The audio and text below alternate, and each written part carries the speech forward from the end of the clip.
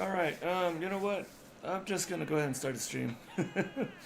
I'm having some issues with all kinds of stuff here, but welcome in, welcome back. Just doing a quick little stream. Oh, wait, hold on.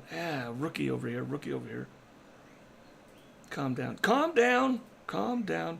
Finally, this capacity crowd has blown the roof off. It's a sellout crowd here at MSG. 16,000 strong. What's going on? Tridogs, Rook. How's it going? How's everybody doing? I'm just kind of throwing stuff together because I don't know. I've got cameras here. Now there's a handle. There's a handle here. I hate the lighting in this kitchen.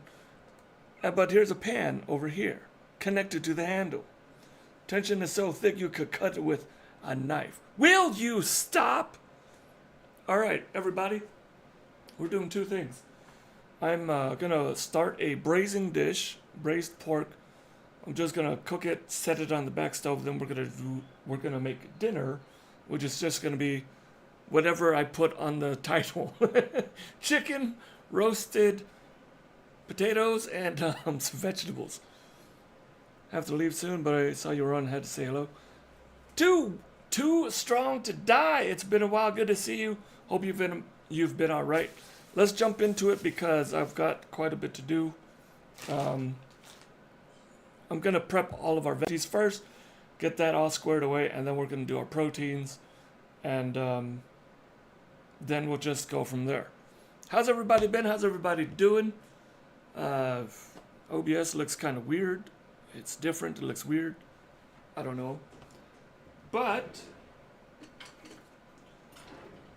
we are going to go right into... I'm going to move this. I moved the handle so that it wouldn't cast a shadow on the... I mean, it wouldn't... The all-clad... Okay, all-clad doesn't pop up. Unless you want to get that advertisement all clad right there. Let's get that advertisement going. But, oh wait. What am I doing? Oh, yes! All three cameras! I forgot that I did that. Hey, Arsenic, what's going on? How you doing? Help, they're paying you for that ad impression. I doubt it. I doubt they even know who I am. But all the stars and all the skies under this world has come together in this very moment. And that means trouble for you, big boss man, because I'm going to take you. 1, 2, 3. You're going to be looking at the stars while I look to my crowd. See, that's how you shoot a promo. Damn kids.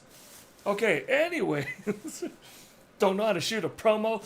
Gotta be sloppy in the ring. Give me 30 years of youth and I could go and be a star. That would make me... 16? That's too young. Too young. Pretzel Rocks hasn't been working for Dana either? Oh, okay. Alright, I thought it was just like, who are you? We haven't seen you for a while. Alright, I'm gonna watch these, Too Cool. What was the step you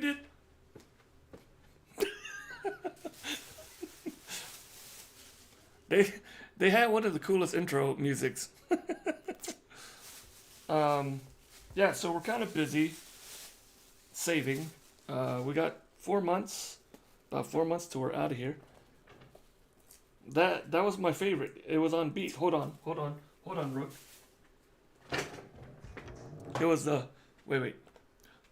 It was like doom doom doom doom doom doom doom doom doom doom doom doom doom doom doom doom doom doom. Oh no, it's like this.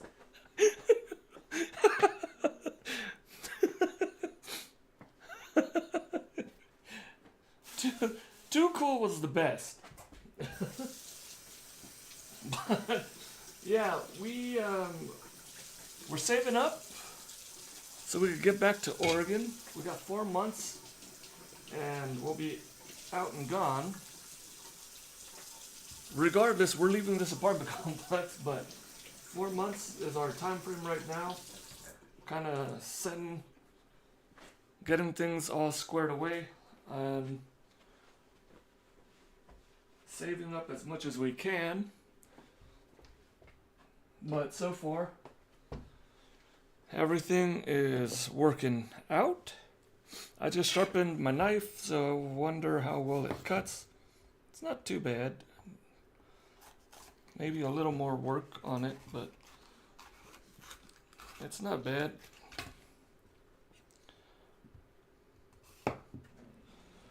Camera is like super close now, but look how vibrant these bell peppers look. This is gonna go with our dish that I'm braising. It's just pork butt. I'm gonna cut it into the chunks, get some peppers, onions, mushrooms, get that together, and then we'll start braising that. And then while that's braising, I'm gonna start our chicken dish, which isn't gonna be much, just a quick, simple, easy dinner.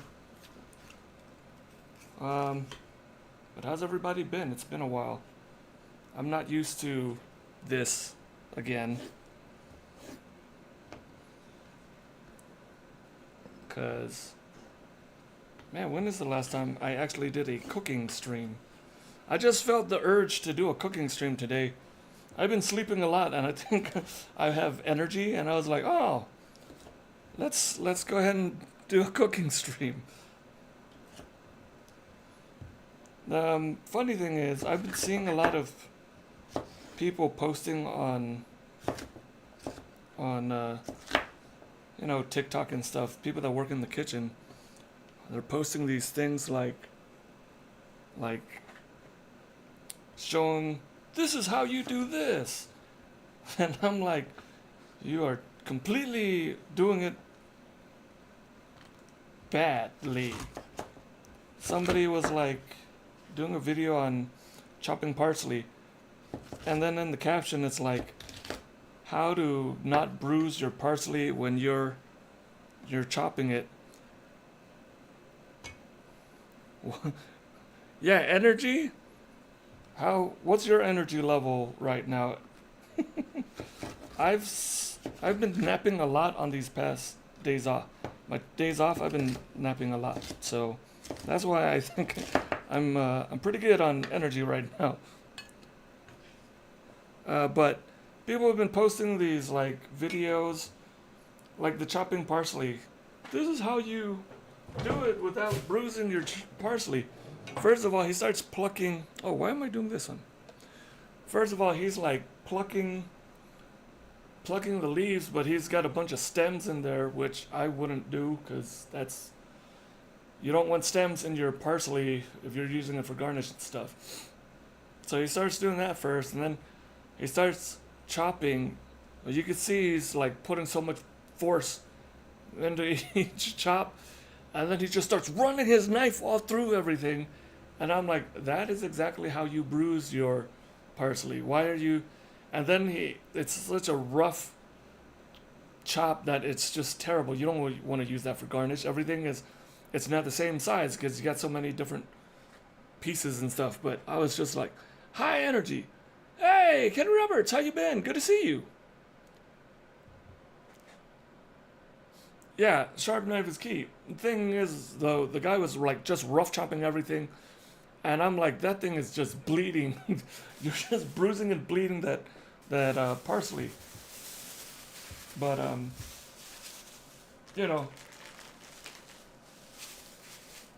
I put roast. Okay, I don't need these carrots and celery.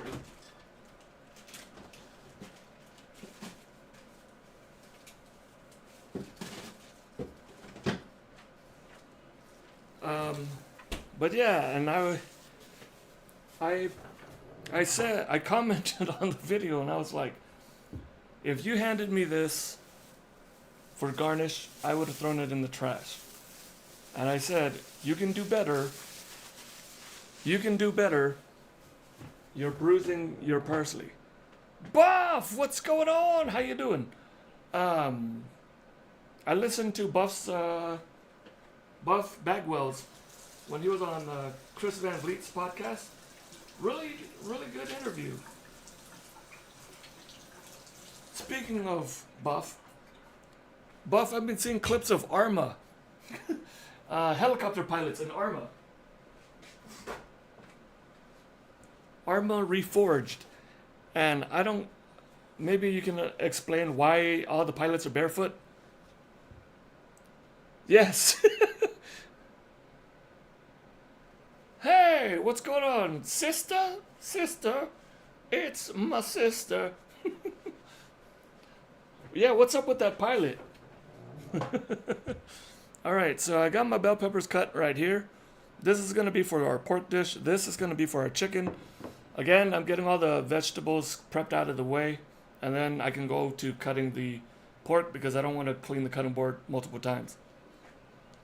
It's just the way they roll. All they do is fly, so why need equipment? I'm making two dishes right now. I'm doing a braised pork dish, and then I'm also making a chicken roast potato and vegetable dish.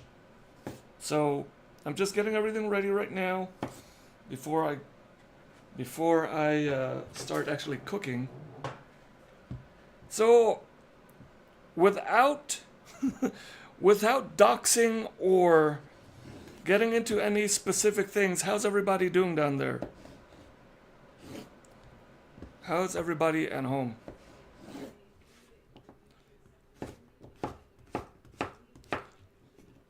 Like, don't use names.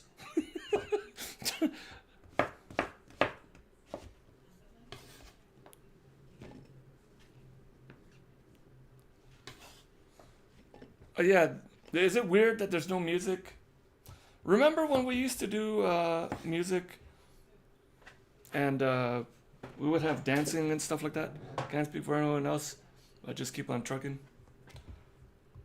Yeah, like, that's basically all we're doing is just working and getting prepared to, saving up and preparing to move.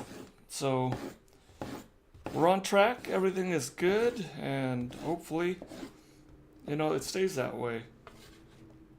This is more vegetable than I need, so maybe I'll throw that in to our braised dish as well.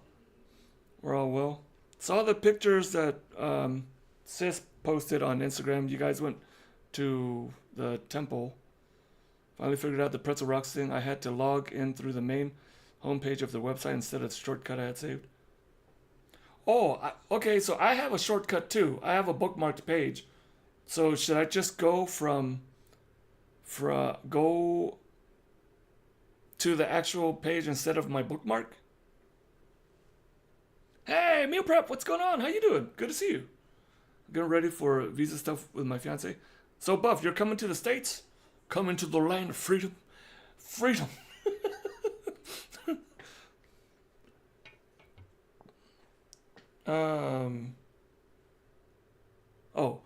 Leaving the land of freedom. Leaving the land of freedom. Fine, Buff. Fine. Never come to get some barbecue. Well, I guess in a bit it'll be never come to get some salmon and steelhead. Yeah, it's been a while. I haven't been on for a good long while. But I'm here now, and I'm gonna get some onions.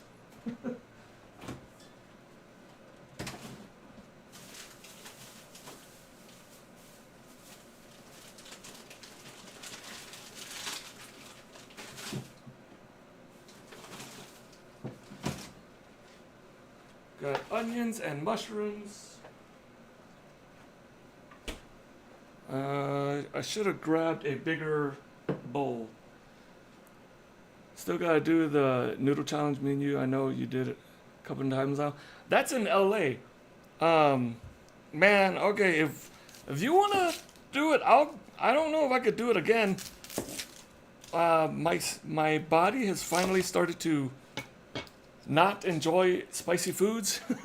I'll do it. I'll still do it. Gotta keep the knife skills sharp. I do like to keep working on my knife skills, so it is something that I try to keep sharp, no pun intended.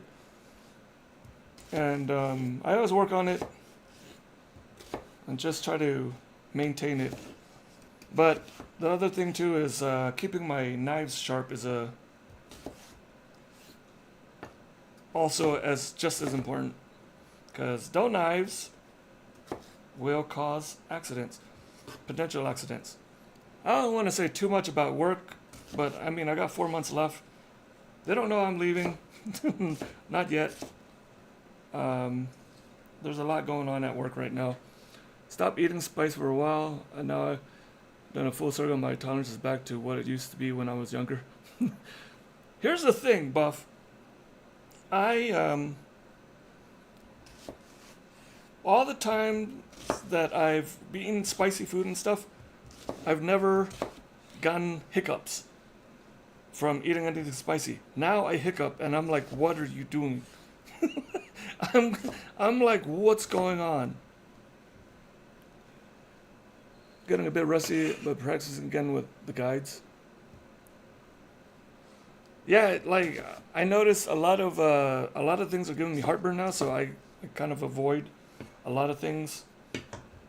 Chocolate, tomatoes.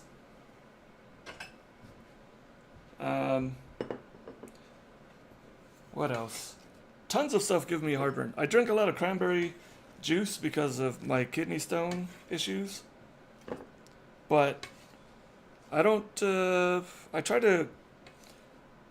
to limit my heartburn, which is, it is very, very annoying. Yeah, chocolate gives me heartburn. All right, I got mushrooms. I just got some mushrooms. Drank cranberry juice every day. Loved it and really good for you. It's good. It tastes good. I think I did have like issues on Saturday with some kidney stones because I was at work and all of a sudden I started getting sharp pains in my side again.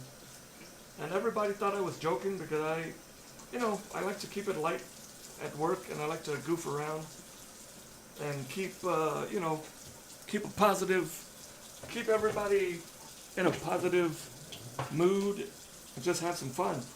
And they're like, quit playing. I'm like, no, I'm not really playing right now. And I'm like, and they're like, are you serious? I go, yes, it's a kidney stone.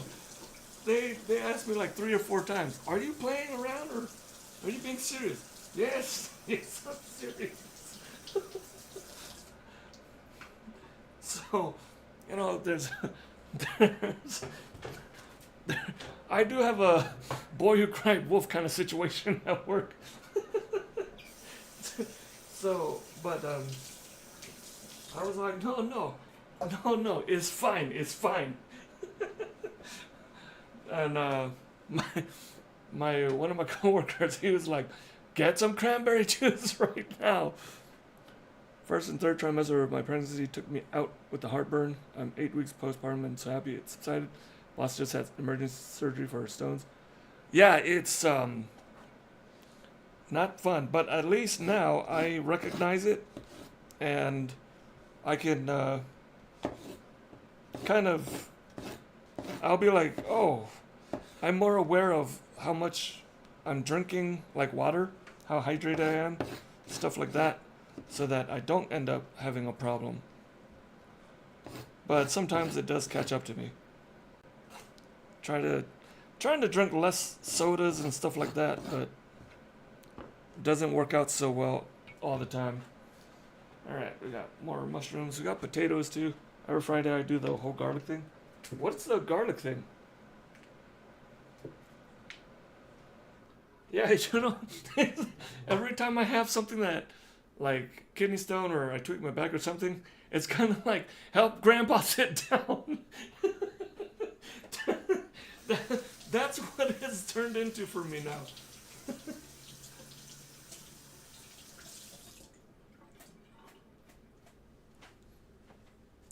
Like, Grandpa's hurt. He needs some help. Alright, so I'm just putting the mushrooms with the onions. We're going to saute that together. And then for our pork, we got... So this is going to go in with the pork. This is going to go in with the pork. Probably not all of it. This is a lot more than I actually need. I think I was actually going to use half of the bell peppers for the chicken. So I'll still do that. But this is all going to go in for the pork. And we got potatoes I'm going to cut. Then I'm going to cut them and I'm going to put them in a little bit of water so they don't oxidize. Throughout the day, eat a whole garlic bulb. You chop it up, clove into slices and swallow them whole every hour or so with water. Well, doesn't that burn? Isn't that a heartburn thing too? Alright, so we're about... When did I start? About half an hour ago? Maybe?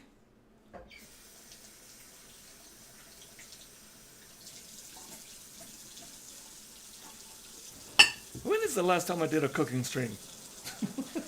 It feels like super forever. While I do moderate slices. Okay, remember before, Buff, when we were talking about recipes and conversions from the recipes you had to the ones that, like the the measurements. 12 long years. It's been a lifetime and a half. Oh, man, Rook, you would love my character I have. So, I have an alter ego at work. I call him Chip. Now, Chip don't take no sass. When things start to go bad while we're in service, well, it's actually not Chip. I call him Chip, but it's actually the guy talking to Chip. Because everything that goes wrong, it's Chip's fault. So I'll just be like, damn it, Chip! How many times I done told you to stop putting that there when we got it all on high heat? What's going to happen when you do that, Chip? Or something like that. It ends up where I'm yelling at Chip. Everything is Chip's fault. But the thing is, when I started Kitchen Confidence, Chip was going to be a little thing that I was going to do. Because, originally Kitchen Confidence was a YouTube channel. The idea. And it was going to be a potato chip and a potato. There was going to be the potato, his name was Tater. He was going to be the smart genius guy with his counterpart Chip, the potato chip, who was dumb. And the two were just going to have, I was going to have them do these little skits together with a potato and a potato chip. That was going to be the whole thing I was going to do. I'm probably going to do it again, but that evolved into what it is now, where if something happens at work, I'll be like, damn it, Chip! It's to the point that most of the people know in the kitchen, when I start talking about Chip, then something's gone wrong. Last time I heard, a bunch of kids threw Chip's watermelons off the bridge. I'm like, I may be 12-year-old, but I'll beat your ass, Grandpa.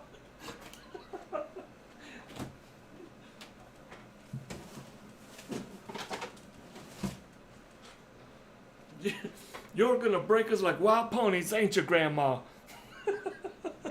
Okay,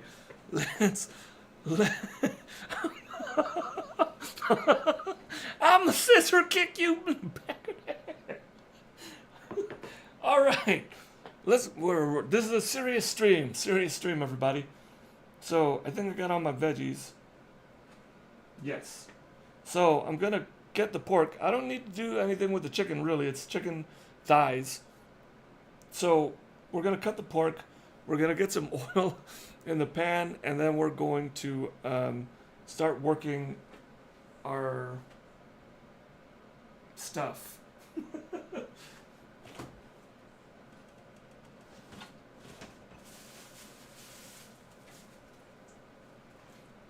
You can sear this thighs, but it's not Thursday.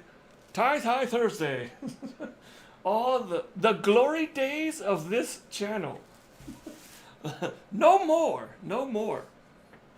Yeah, Thigh Thursdays was going to be a thing. It should have been a thing. But we have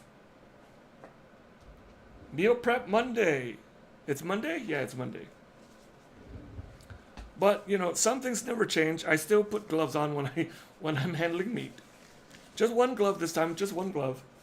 So I have been heavily influenced by the burnt peanut. I've picked up a lot of his mannerisms lately, because I've been watching a lot of his gaming clips. I haven't actually watched a stream, but I see a lot of his clips, because I've been playing Arc Raiders like mad. Buff, you got Arc? I play it like every night. Is there a new stream schedule now or just random? Oh, just random right now. I wouldn't mind trying to get it back to just Monday, but it's like just one day a stream. One day a stream. One stream a week. 'Cause a lot of times I'm running errands or doing stuff. So I try to give myself a break. At least one day to kind of decompress from work. But Monday would probably be the best day to, man, this is a lot, to do a stream. Fortunately, I do not. I have fallen back into Euro Sim 2 and Pal World. Is Pal World multiplayer? I could get it on Game Pass again. Start playing SWTOR F2P. What's F2P?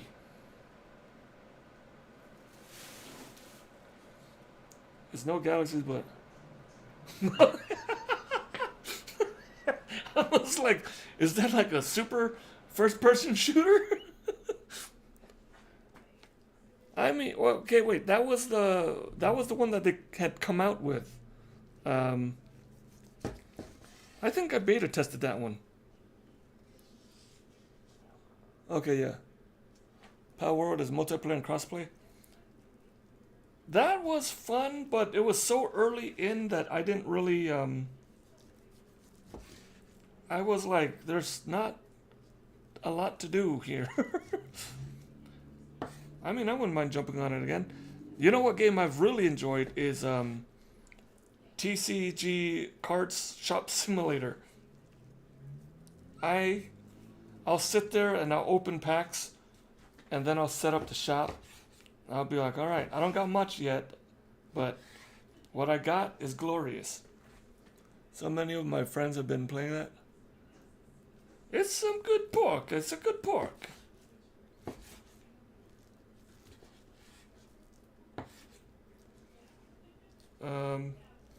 This is going to be a lot. I guess I'm going to... So I'm trying to meal prep for Wife Confidence, because I don't get, because of my schedule, it's hard to have food ready for her lunch and stuff. So I just make it ahead of time, or I make it before I leave and stuff like that. But I'm trying to meal prep it so it'll be easier for me. That's a lot of pork. So many of my friends have been playing that. The card simulator, or card simulator is fun. So what I'm gonna actually do is I'm gonna saute the veg in the pan for this pork, which is a lot of pork. Probably could just save half of it, and then maybe do that for like maybe some tacos. Do have the idea when we get back to Oregon to do a food truck or food cart, a potato food truck. Alex, how you been? Card one. It's so fun. That's why.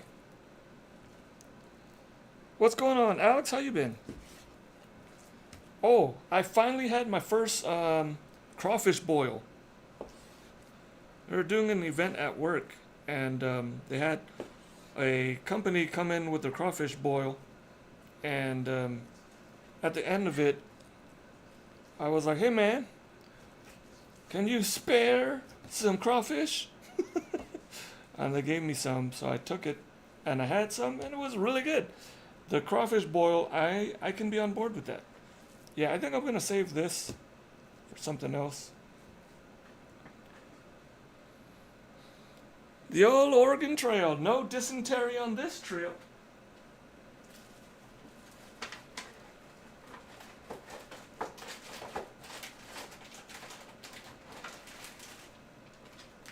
Maybe I could play some music on my laptop to to uh to make it not so silent over here. Is there a timeline for Oregon? Still, whenever possible. Our when our lease is up, we're gonna go, because if we break our lease, it's $2,000, and we don't want to do that. So it'll give us more time to save up. We got 4 months, and then we'll be good to go. On here, a bunch of Vietnamese places have been doing spicy crawfish, but then they saute and then a wok with butter garlic, so good. See, that's the thing. In Houston, there is, from what I've seen from research, there's a Cajun Vietnamese fusion down there, and a lot of the food merge, and a lot of people say it's really amazing. All right, let's get this on. Hopefully the oil isn't gonna spray all over everything. Oh, I'm too loud? Okay. Is it too loud? It's a little too loud. Okay, stream of voice gotta go down a bit. Not creepy quiet. This is ASMR with KC. A little ASMR. We're gonna cut the pork. And now we slice deeply into the sinewy tissue of the pork. She went outside. I'll tell her. I gotta calm it down, guys. Can you guys hear me if I'm talking like this? Talk like this. Can you guys hear me? Little loud, little rambunctious. That's what happens when you get the crew together. Listen, this is what happens when everybody gets together, have a good time. We're just having a good time. That's all we're doing. We need to get you a cheek mic for ASMR. So just so we can get loud again. Ah! I do have my Rode mics. Maybe I should switch to that so I don't gotta talk so loudly. I mean, the Rode mics, they were louder, right? And I didn't have to talk so loud.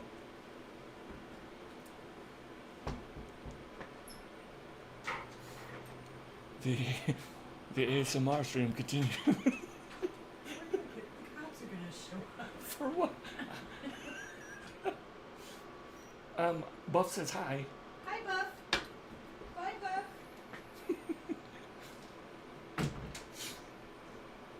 Okay.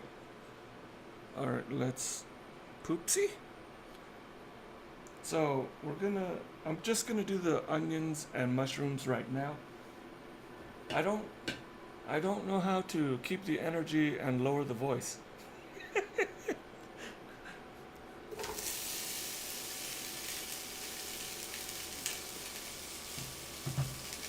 Alright, so we got that going. We're gonna saute that up. I'm gonna get some garlic. I guess I should have done the garlic first. I'm gonna smash it and throw it in there. I'm not gonna chop it and mince it. Just use Jake's Steak Crumble from now on. You see, when you saute the onions, I'm gonna tell you, they're gonna break down. And when they break down, it's because there's heat. Real heat. And that heat, it comes from somewhere deep inside. And I'm not sure you've got it in you. You don't got what it takes to bring the heat. That's right. You're gonna shrivel. You're gonna shrink. And me, I'm just gonna cook you up. Let's go, Damien.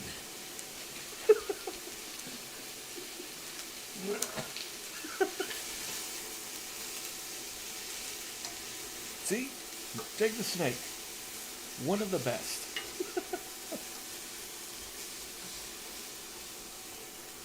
I got some red wine that I'm gonna add to this. Gotta tone it down. Now, two of my coworkers are also wrestling fans. And then they try to throw a promo. No. Young boys, sit down. Young boys, sit down. You gotta commit to the promo. It doesn't matter where you are. You just gotta commit to it. So the manager stares at me like I'm crazy. He doesn't talk to me anyways.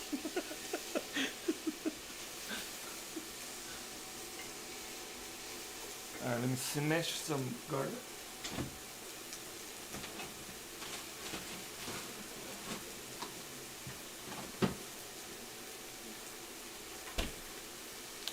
So much easier when you share similar hobbies and stuff. It is cool. So my sous chef left. He quit, and the thing is, he was training in MMA. He was starting to train. And he so badly wanted me to go train with him at his place. His trainer is he fought in the UFC for a bit. And he was like, yeah, he's training me, but it costs a bit, and I could pay you $50 if you come and train with me. I'm like, look, I trained in Kung Fu. It's a world of difference between what you're learning and what I learned. And not all of it applies. It's not practical. And he's like, yeah, but if we just train, it's better than nothing. And since then, he's been dying to get me to go train with him. And I'm like, no, man. He's like, okay, that's fine, all right, And then he'll come into work. He's like, hey, I got my mitts and my gloves in my trunk. You want to spar a little bit? I'm like, no. I'm not going to. 20-minute promo, that means nothing. All it takes is 20 seconds backstage with Mean Gene. It's just, man, wrestling it's not the same. The quality of the content is not the same. The people who are the wrestlers that are in it, they're not invested. Like, here's the thing. The running thing that I keep hearing among veterans has all been that people aren't putting in the work. They're not committed like they used to be.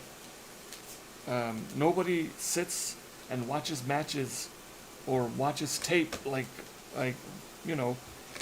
just hours of tape and asking a lot of questions and this and that. And the love of it isn't there no more. Like what? I just saw a clip of Tiffany Stratton saying she wants to retire at 30, which is, cool, whatever. Because she wants to get in the movies. And that's like, oh, okay, she's okay in the ring. I think she had a really good moveset before from the clips that I've seen, because I don't watch wrestling anymore. I just don't. It's unwatchable to me. Putting in our peppers. Do half of the peppers. And, what was I just saying? I forgot already. She wants to move into movies and stuff, so it's like, alright. We'll see. But her mic work isn't that great. I don't know. I just don't watch the stuff anymore. It doesn't pull me in. It was wholesome back in the day, and now it just seems like a bunch of backyard losers in the ring, with the exception of the old timers.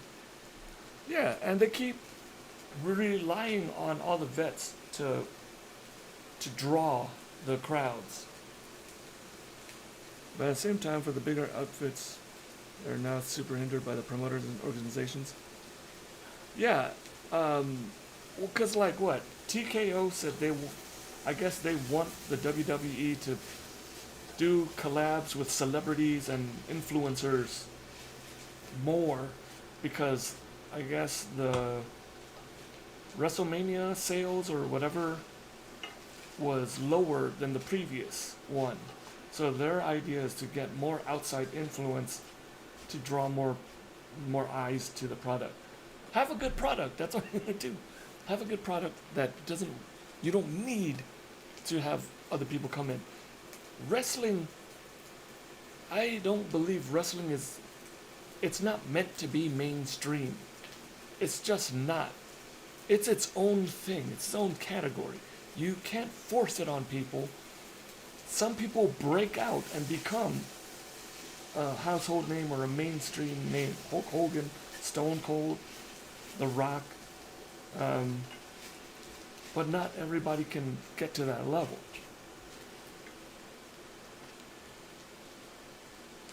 And they play into memes and social media trends about 2 years too late.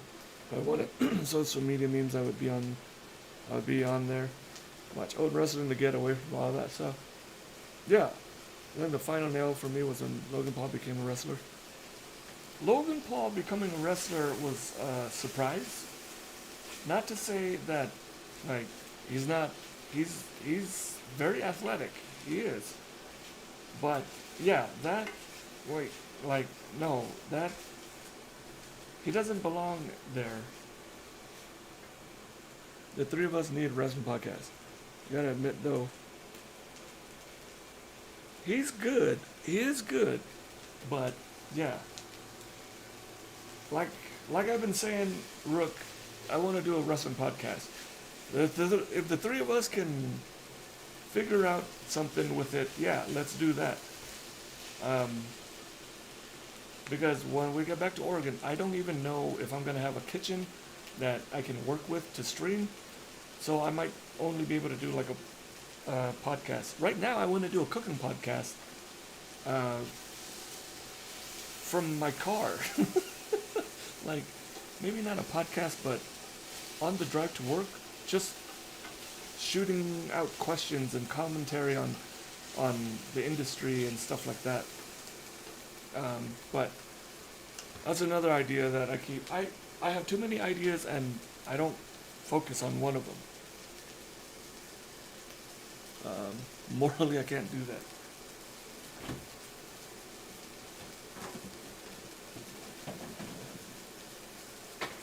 Look. Look. I'm Andre the Giant. Huh? Andre the Giant, huh?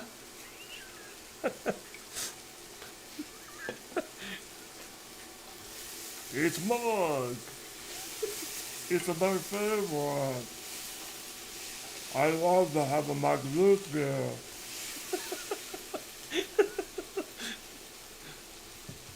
Alright, we're gonna put our pork in there now.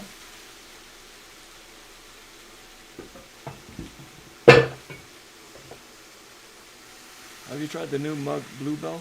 What? Wait a minute, Mug Bluebell. Tell me more about this. Okay, what do you guys think of this angle for the pan? Do you think that works, or is it too low?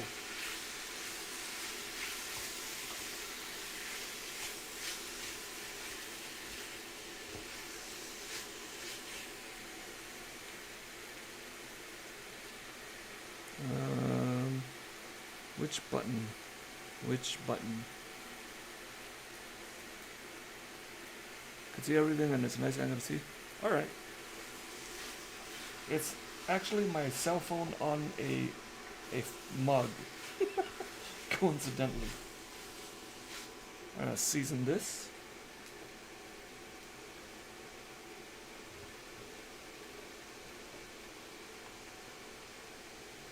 Mug Bluebell ice cream?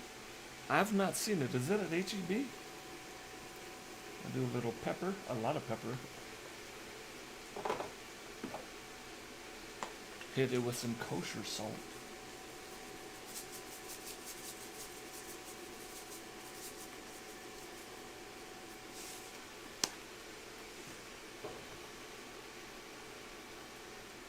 Get a little bay leaf in there. I'm gonna have to try to find me some mug.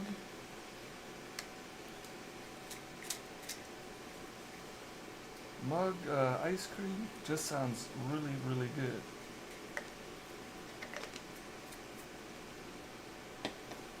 You know what? There'll be things I miss about Texas, but I will not miss the breeze, the wind that just blows through here all the time, out of nowhere. All of a sudden, just picks up and it's super breezy. Kroger's 25 miles away now since I'm in the country. I mean, is it better though? Is it better being out there than having to deal with city life?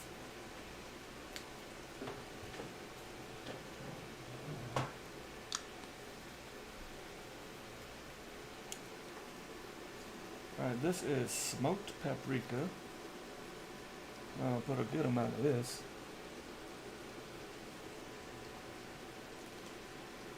And I'm gonna braise this for a good long while, longer than the stream.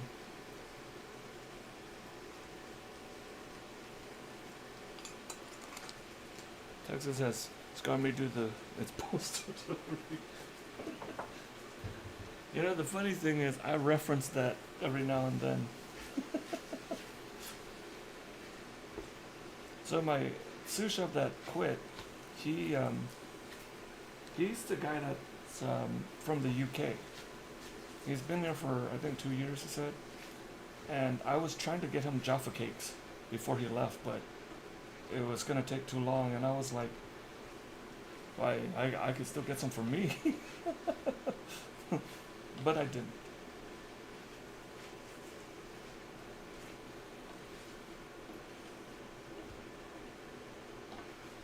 Alright, really simple, just a couple cloves of garlic, some bay leaves, salt, pepper. I've got paprika right here. I'm gonna add some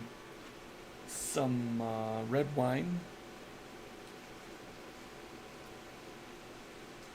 Red wine in here. And then I'm gonna add some water and chicken stock. And then I'll pop it on the back stove. So that we can start letting it simmer.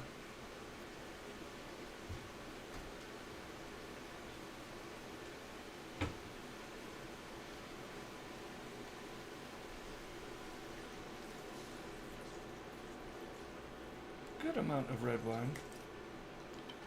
Let that cook down a bit. It's not like any chicken curry with vermicelli I've seen. Is that what it's saying? So, I'm using a multi-stream. Man.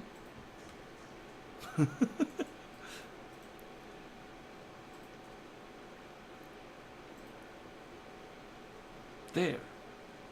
That should have changed it. There.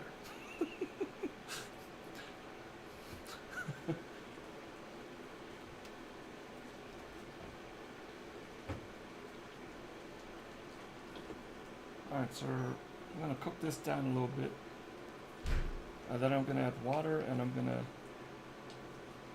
add some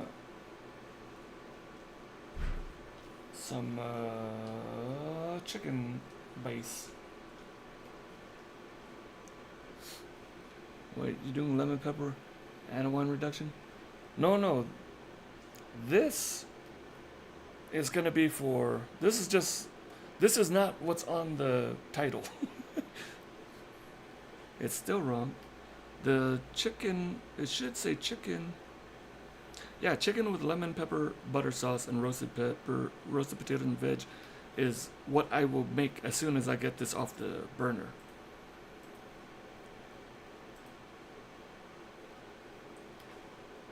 It's all wrong. Start over. You blew it all up.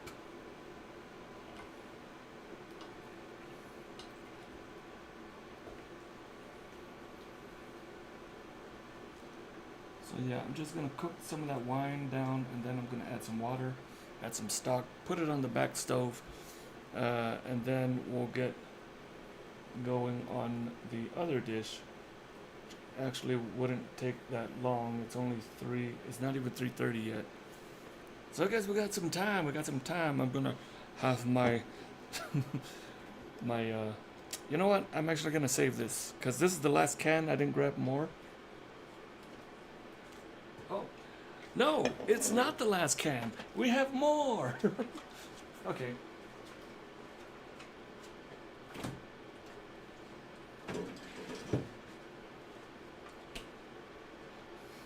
It's time. It's time. It's Vader time. Time. Dum dum dum. Burn. That's what we'll do instead of music. We'll just do wrestling theme songs.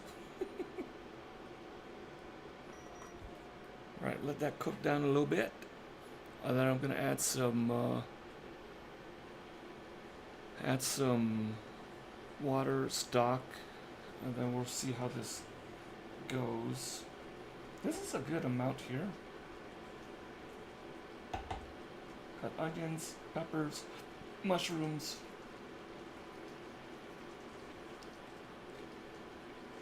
As right now at work, I'm on the pizza station. I keep trying to come up with different specials and ideas, and I want to do an okonomiyaki pizza. It came out pretty good, but it's I don't know. It's inconsistent when I am able to work on the station because staffing issues. Because now that the sous chef left, we're shorthanded, and the lead cook is about to leave. He put in his notice, so he's about to leave. So we're gonna be shorthanded, and I don't know what that's gonna do. Now, once he's gone, we have a new chef. 3 days in, he still has barely spoken to us. He speaks to the two people that he previously worked with, because he worked here before, way in the beginning. He talks to them, and you don't really talk to anybody else. You're 3 days into your new job as a chef. You need to start building chemistry with your team. He's so far from what I've seen with the food he's made. He knows what he's doing. But that's not all. That's just one piece of being a chef in a kitchen, like being a leader in the kitchen. You need to, talk to your team. Do a grilled taco pizza. I don't know if the clientele here would go for it. I'd get it just for us. Though the pizza station is an open kitchen area. I'd be like, no, I want it fresh. So then they could see me struggle fighting an octopus. I'm like, they want you.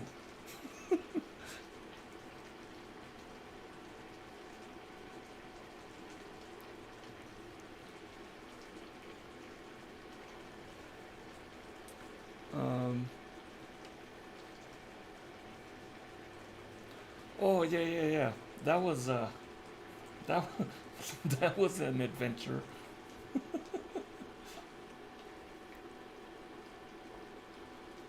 All right, I'm gonna add some chicken powder.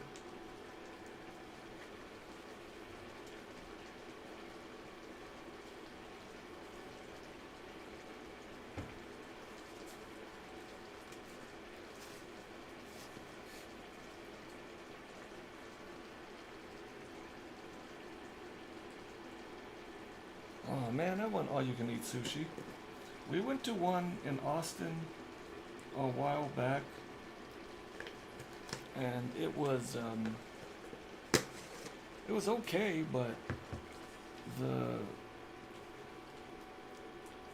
the sauces started to seem like it was the same sauce on everything.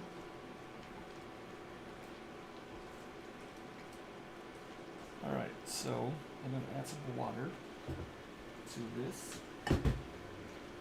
Our little pitcher fell and it broke, but we're not gonna get rid of it, so we're gonna get rid of this pitcher when we leave because it's broke. But we're still using it right now. That's just a fun fact. Our pitcher is broken, but we're using it still. Alright, so this is gonna now go to the back stove where I'm just gonna put it on low heat and let it cook down and braise. That eel sauce is damn good though, isn't it? I could eat that on just bread. Alright, I'm gonna move this.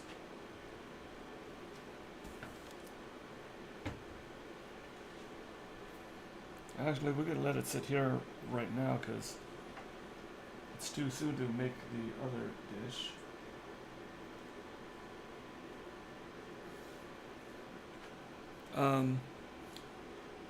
Yeah, this work situation's kind of weird. Chef doesn't talk to us really.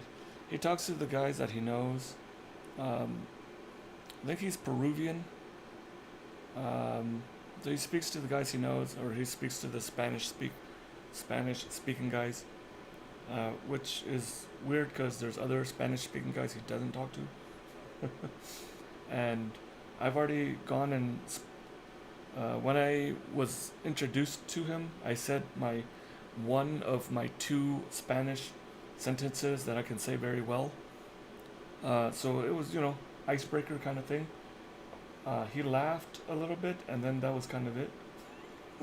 I thought, he would have been like, oh, this guy, funny guy, can just be cool and relaxed around him, but I don't know. Had to run for a bit. Folks are back from the hardware store, going to help change a valve, sprinkler system, and pump in the front fountain. Rook, always good to see you. Take care. Have a good one. Like I always say, I'm going to try to keep doing this on Mondays, but I'm glad you were here. Glad we had some time to catch up, have some fun, have some laughs. Go out there, have some, keep cool out there. I'll catch you next time, Rook. Take care. Have a good one. Yeah, we're just going to let this cook down. We want to tenderize that pork. How we're going to do that? We're just going to let it cook, simmer down, braise it on low so that it can slowly break down the fibers in our pork. Oh, it's a pleasure, my friend. I'll be back. You know where to contact me. Take care all. Yeah. I'm going to have my Andre the Giant drink now. Yeah, time went by so fast here. It's been 8 years. We've been in Texas for 8 years. We've been trying to leave Texas for 8 years. I kind of got stuck here. So it's now that we're at the point where we see an out, we don't want to mess it up. We don't want to have anything pop up or anything like that. So we're close, and I don't know how many of you guys know that my granddaughter had a baby, so I'm a step grandpappy now, and that's one of the big reasons why we are gonna go back, so that we can help raise her and take care of her, take care of my stepdaughter. She's got her little family now, and we want to go be there to help them. So it's time for us just to go. And Texas has been good, has been bad for different reasons, but we were here, and I think we were supposed to be here for a reason. We both feel that, because there were multiple times we could have taken off, but we didn't. And I think we were meant to stay here. You know, you never know what life brings you, and I think for us, that was God's plan. When we went to Idaho, um, my Wendy, she was uh, sending coffee to somebody who was in a group, and because the person, I guess, so the person in the group, their wife had cancer and was through um, going through treatment, and there was one brand of coffee that she really liked. So, Of Confidence sent the coffee to this person, and they really appreciate it and everything. We go to Idaho. This is after we left Texas. We came to Texas first, and then we left to Idaho. And we stayed with my nephew, and then we found our own place. When we got our place, we were like writing our new address and everything. Of Confidence is like, this, there's something familiar about this address. And she goes and looks, and she finds that the coffee that she was sending, the address she was sending the coffee to, was 2 apartments down from where we were at. Thank you, sis. It's just gonna cook down. This is for the week. I'm just meal prepping this for the week, cooking it on low heat so that it'll get soft and tender. So this is just gonna be a little bit, but I'm gonna make another dish for dinner tonight. So yeah, we found out that the person that Of Confidence was sending coffee to was 2 apartments down from us. We went and we met the person and was like, hey, I've been sending you the coffee. And it was just like, how does that even happen, that you send some people you've never met or anything coffee, and it was something you did to kind of help them go through their treatment and all that. In a weird roundabout way, you end up living 2 doors down from those people. And we met them, I made dinner and passed dinner off to them sometimes. And, we were there. Unfortunately, she did not make it through, but we were there. We helped the guy, the husband, the widow, kind of helped him kind of get through that initial period of time where he lost his wife. And then we came back to Texas. And then we ended up here 8 years later. I think our time here is up. It's time for us to go. So we're gonna go back home, and everything just happens for a reason. I think that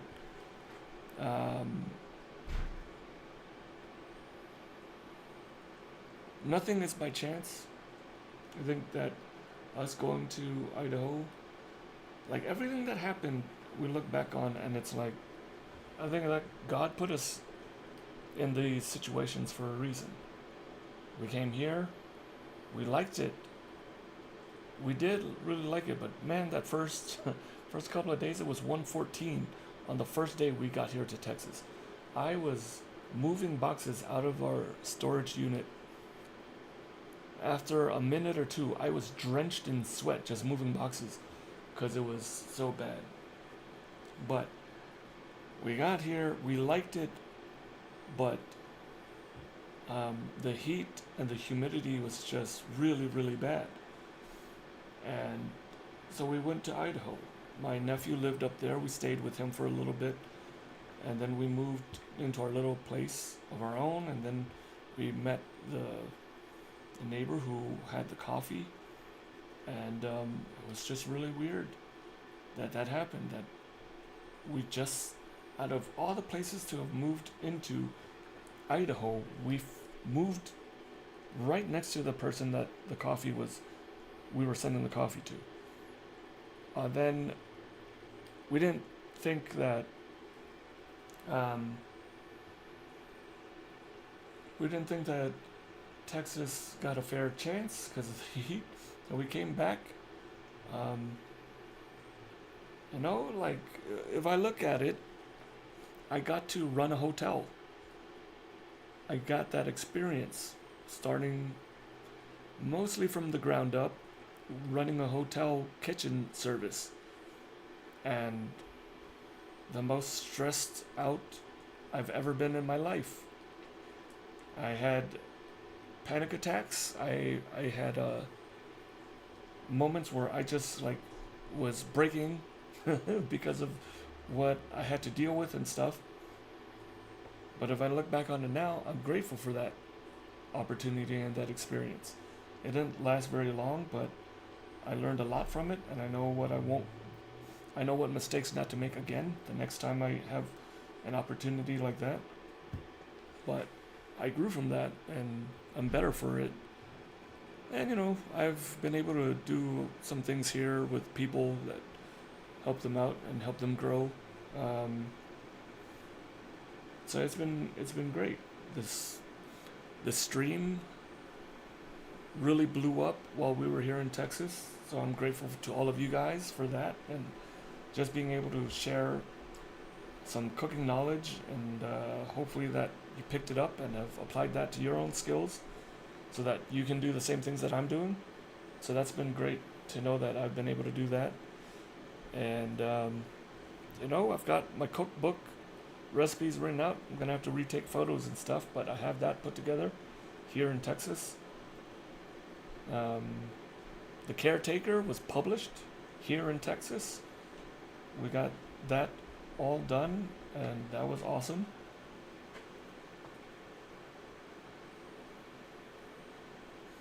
Yep, I mean, life is about, in life you're going to go through so many different things, you're going to experience many things, and it's just learning and growing from all of that. But it's been great.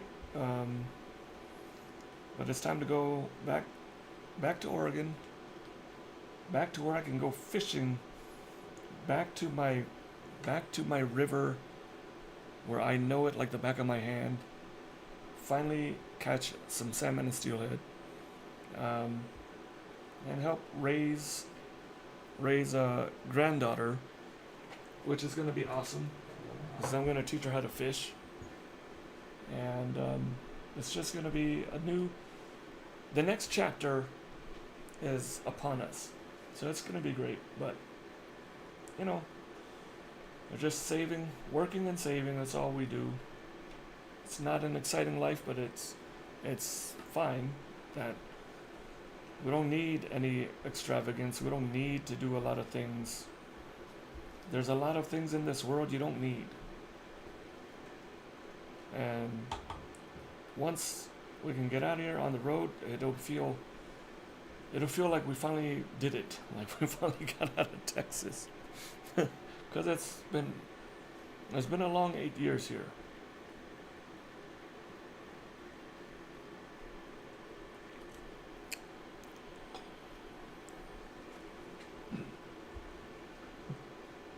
So right now, this is basically cooked, but it's not tendered, and that's what I want. That's why I'm cooking it on low. I actually go lower than that, because the high heat is going to dry out your meat when you cook it that way. You want to use low heat. The low heat is going to help break down all of the tissue, all the muscle in this pork, and it's gonna make it where it just starts to become tender, and when you bite into it, it just melts. And that's what you want. The low heat is gonna keep it from drying out. You still can dry out anything that you braise when you do it for too long or use too high of a heat. So we want to make sure that we're not doing that. It's just a slow process. It's one of my favorite ways to cook stuff because you get it going and then you set it to the side and you just let it do its thing. You don't have to worry about it. And it just produces a really nice tender product. This will be good. When it gets closer to being done, I'm probably going to add some cornstarch to thicken it up a little bit. So it's good where it is right now. And I'm probably going to switch over to... it's still too soon to do the other dish. Because the other dish, we're going to do roast potatoes, which I have... Because we prepped earlier, we've got our potatoes right here. We got bell peppers right here. I'm going to use that because we have a lot. And then we have our zucchini and squash right here. So we're using these three components with our chicken thighs. What I'm going to do is I'm going to sear it. Get it in a hot pan, a little bit of oil. You don't want a lot. You just want a little oil in there. Sear it to get nice golden brown color and crisp up the skin.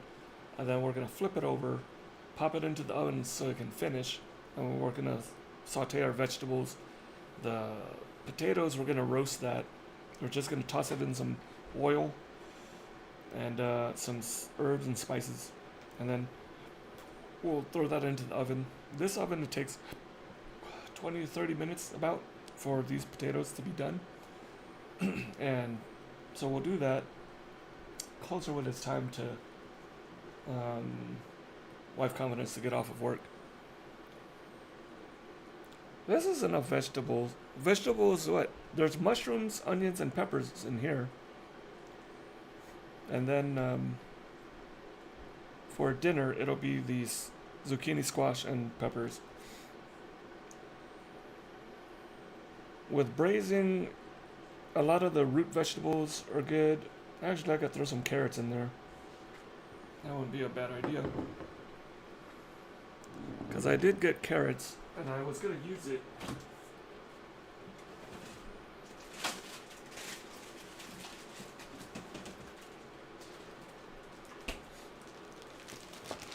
I'm just going to do these then. That'll be a good idea. My cutting board and knife is dirty, but these are easy to cut. I'll just use my tiny knife.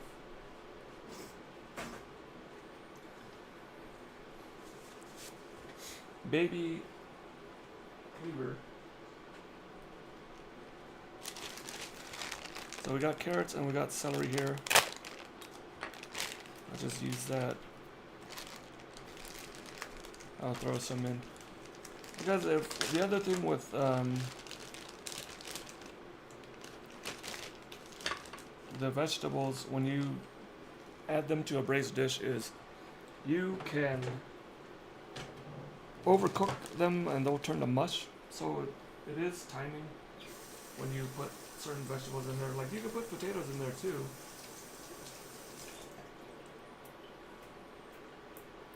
But that too is something that you time. After Lurk, Mrs. coming home. Good to see you again, bro. Buff, we gotta get some games going sometime. Message me in Discord, and then let's see what games we could play. She's doing good. She's working right now. We're doing fine. Just, I mean, like I said, we're not really doing much. We're just working and saving. I'll just cut these and add these to our pan. I just sharpened the knife yesterday.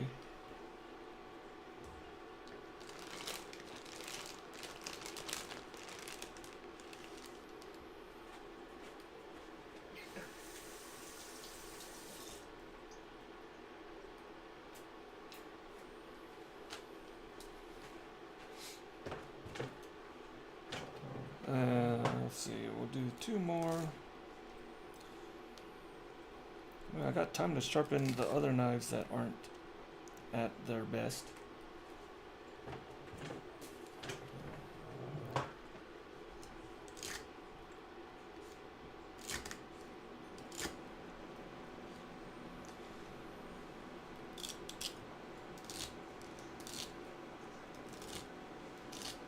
It's real simple.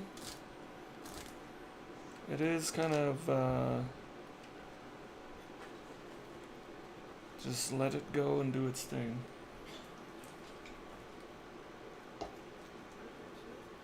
Hmm? Oh, cats.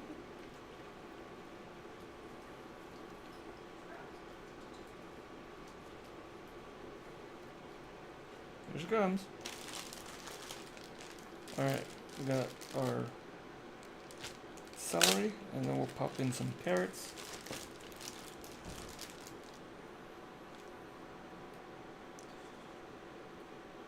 So I got these baby carrots because I don't want to buy a 5-pound bag of carrots.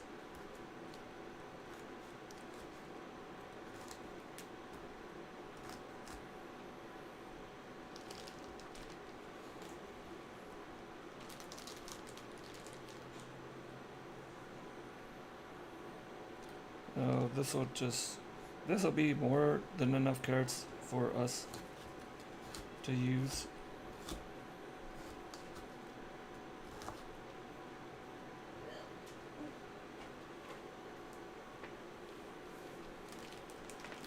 Um,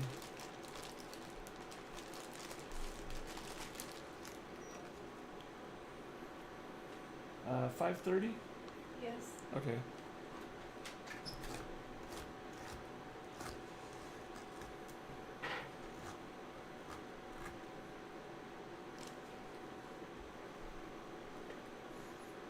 Alright, that should be good right there.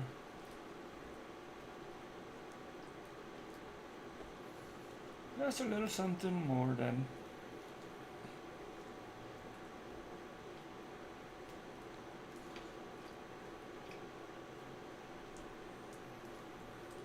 Alright.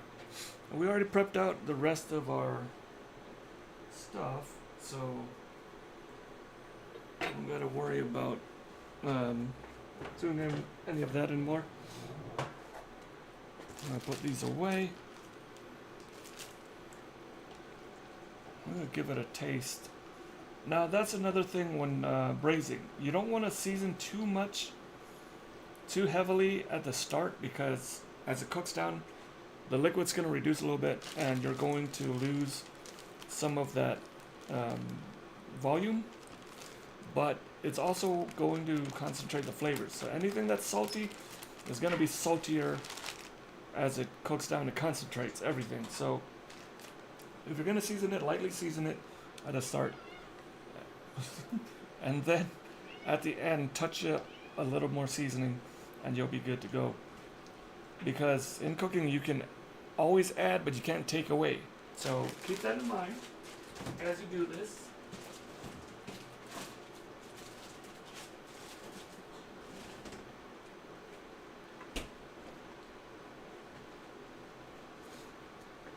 Haven't done a cooking stream in a while, and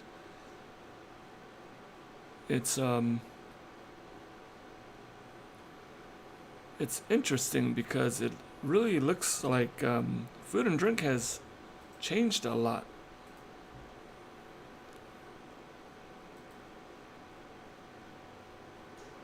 There's certainly a dip.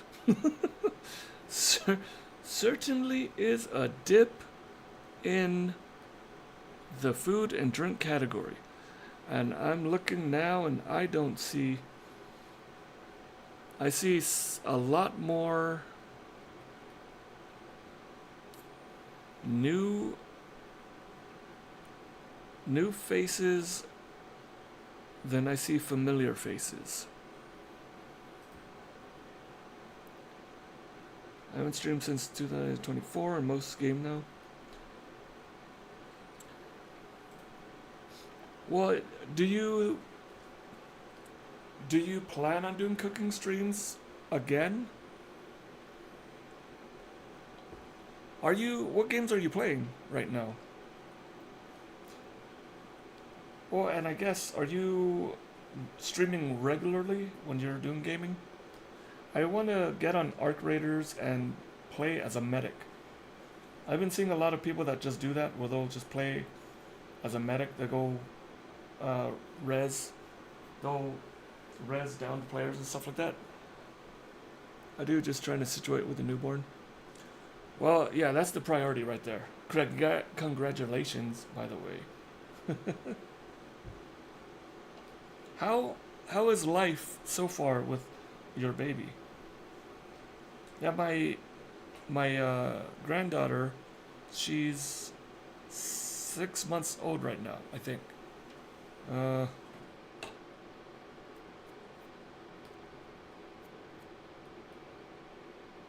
oh, she's 7 months old now.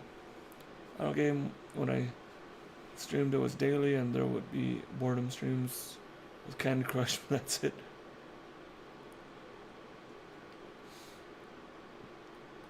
I'm a 19-year-old, so I practically started over.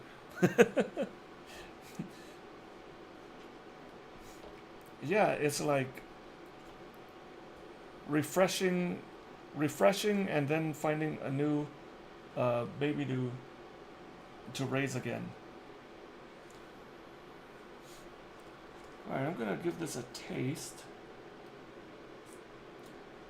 Ooh, that's gonna be good.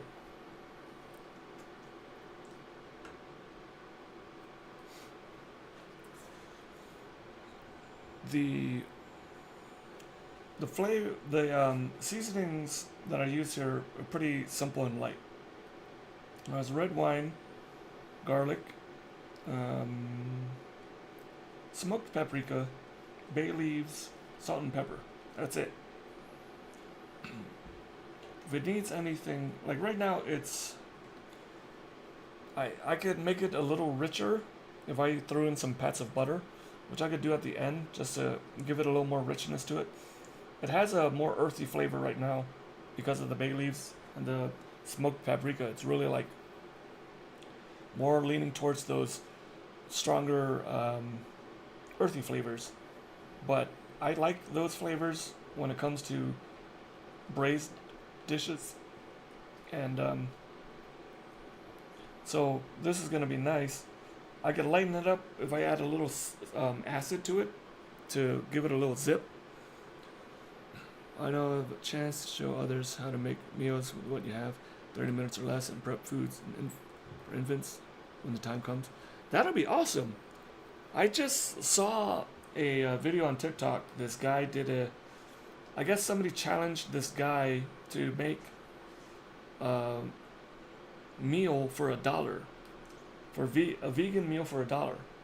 So for 2 people, he took $1 and he made a meal. It was basically beans with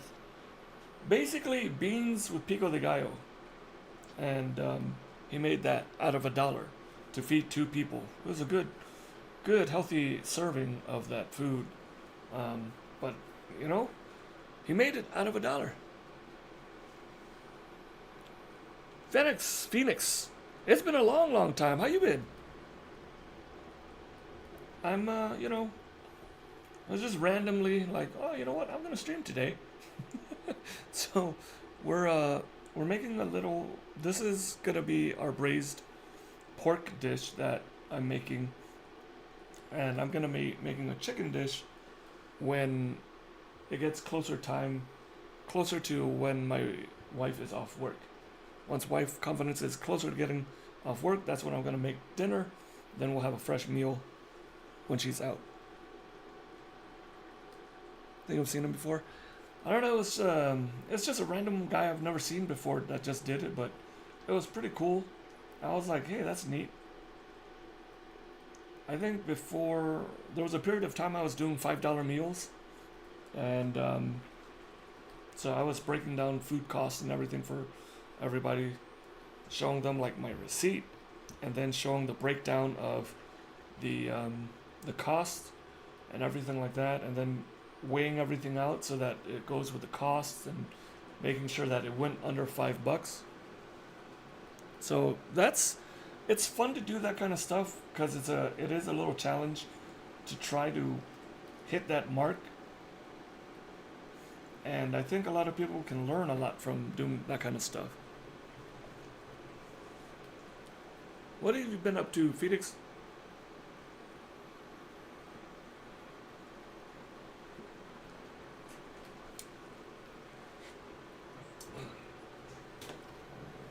Yeah, fortunately, because I work in a kitchen, most of what I eat is at work. So um, we save with that. And then I just make like this. I'll try to meal prep stuff, and then we'll have that for dinner when I get home. But like anything that you can save now or do yourself, like a lot of meat, if you break it down yourself or whatever, you save money on that. Buying whole chickens and breaking it down yourself, you save money on that. There's so many things that you pay a convenience for that you can save money on if you just do it yourself. I think a lot of people don't realize that.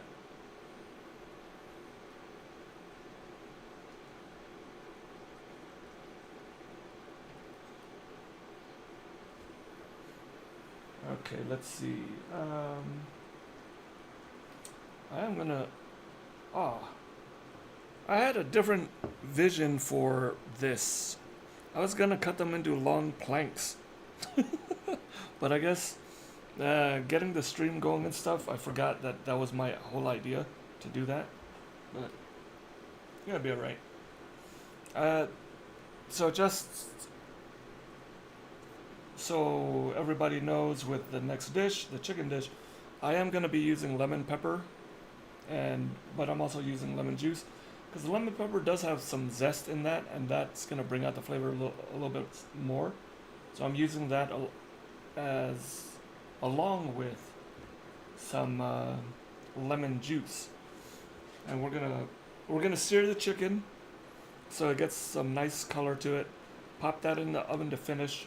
We're gonna saute our veggies, and then we're gonna make our sauce. Once we take the chicken out of the pan, we're gonna use that same pan to glaze it, and then we're gonna make our lemon butter sauce out of that. It's really simple. I don't like to make things too complicated. I just want to get people to learn new skills so they can add it to their repertoire, and then they can cook dishes that they've always wanted to cook. A lot of people make cooking seem really hard, but it's really not. You have some fundamental basic skills that you need to learn, but once you pick that up and you're comfortable with that and you know how to do it very well, you can cook anything, because it always comes back down to the same basic cooking skills. What cut of chicken? Chicken thighs. I prefer thighs over chicken breast because chicken breasts tend to dry out a lot easier because there's no fat in them. There's a lot more flavor in the thighs because of the fat, and chicken breast I just don't like. I don't like working with chicken breast a lot. Um, it just doesn't have the same amount of flavor, but it's because there's no fat. But if you have it with pair it with a sauce or something like that, it makes it better. But I'll always go for thighs over chicken breast. Yeah, like there's a chicken curry that my family makes. Chicken curry with vermicelli, noodles. I always use chicken thighs. Um, my mom used to use chicken thighs, and I think she did use chicken breasts too, but I always use thighs. But we used to do that dish when we had big family gatherings and parties. There'd be a giant pot, and it was just full to the top of this curry. And then you'd have vermicelli noodles. Then you'd have toppings like cucumbers, bean sprouts, the dried shrimp. We'd pound that into powder so you could like flake up into little bits and flaky, powdery pieces of shrimp. You just sprinkle that over the top. There was fried garlic too, and other herbs, basil, mint, and all that good stuff. Lemons, I mean limes, and you would just load up your bowl, scoop up some of that curry, and then you'd get some of your toppings there and sit down. You get a little hunk of bread so you could dip it in and soak up that curry. It was so good. Zeeks, what's going on? 20 Baileys, yes indeed. How you doing, Zeeks? Lack of activity. How's it going? Yeah, what's going on with food and drink nowadays? What? Tell this old timer what's food and drink like now. It doesn't seem to be as popular as it used to be back in the day. As well. Oh, Gus Gus. I was like, yes, who's lack of activity? Just a gumbo bot forcing gumbo down your throat. Zeeks, I finally had my first crawfish boil. So good. This place came to where I worked to do, because we were doing a crawfish boil party kind of thing. So this place came in and they provided the crawfish boil. And at the end of the night, I got some to take home. My first crab boil ever in life. I've never had crawfish boil. Never had it before. Had some. So good. So good. Now, here's the thing. Correct me if I'm wrong. This is what I did. I took the crawfish, snapped the tail off, sucked the juice out of the head, and then I broke off the tail, and then I took the tail meat out. Is that correct? Or did I miss a step? Company's doing one next week. Nice. Gus, how you been? What's new with you?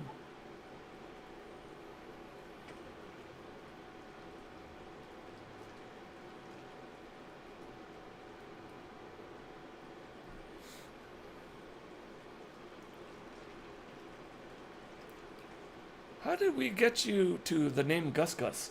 I don't even remember.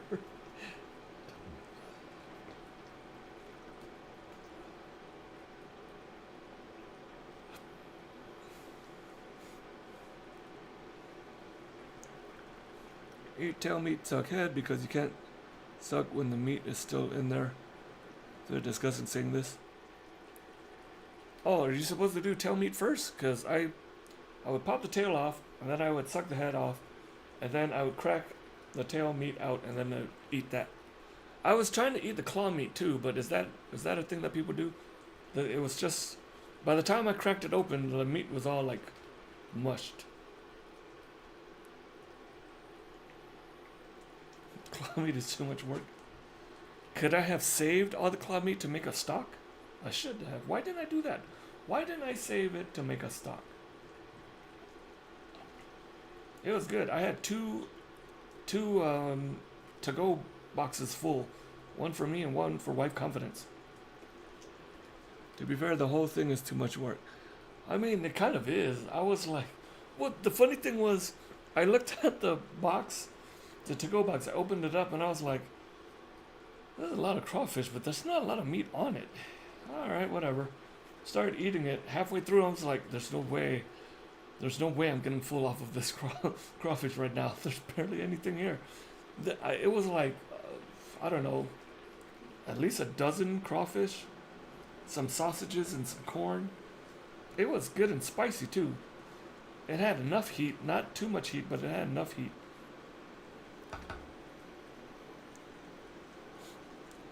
Let's see. I'm gonna take a little piece here, just to try it, just to try it.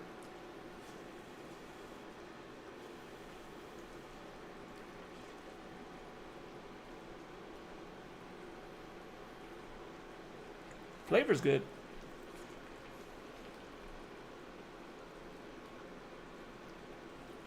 It is tough, but it's gonna cook down.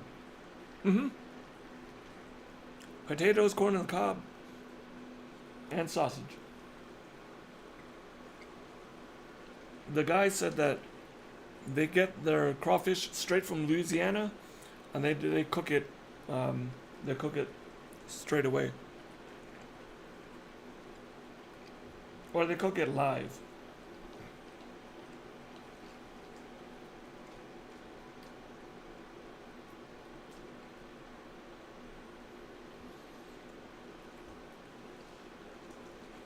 Yeah, this would need to cook down for a good while, but the flavor's good.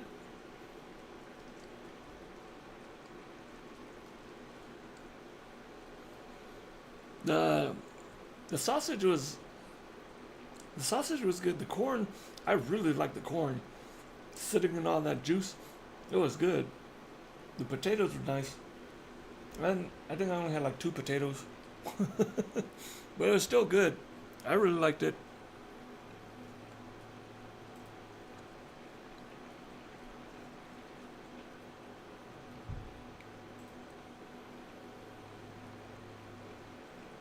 Now,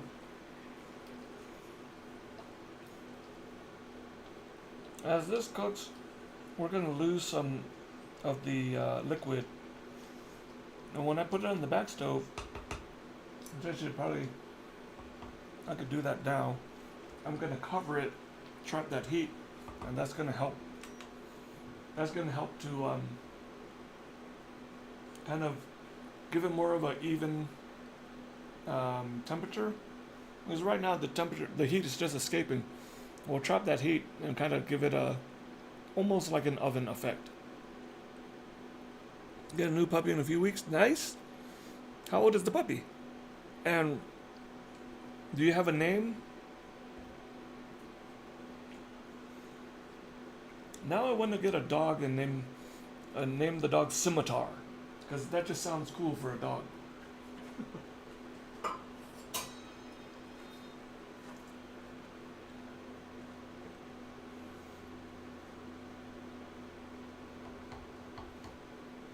I actually have time to braise this and the chicken if I wanted to. I did a braised chicken dish last night.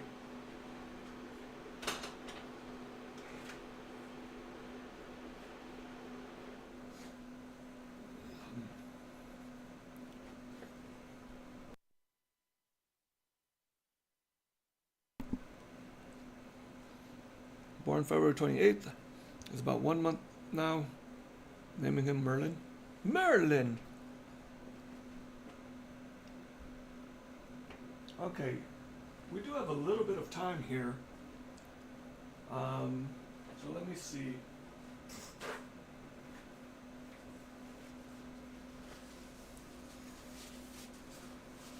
What can we do?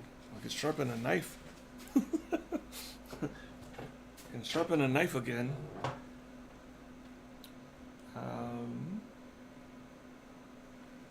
I don't know. What we could do, like a cooking. What is going on there? We could do a, I don't know, knife demonstration or something that I haven't done in a while. Knife skill work. I did just julienne onions. I've done a new technique for me, at least. I don't know how many people are doing it this way, but basically it's like a mandolin. You're the mandolin in the approach to it, and you can end up getting really fine cuts of onions that way. I mean, there's that. Oh yeah, I forget. I'm also on. I guess right now I'm also on YouTube because I'm multi-streaming.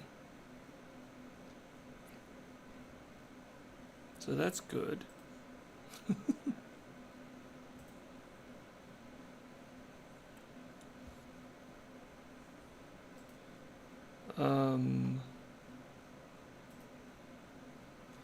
But if I cut them, I don't have a use for them right now. I could,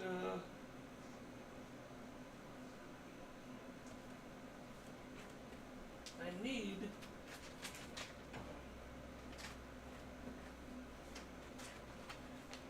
this probably.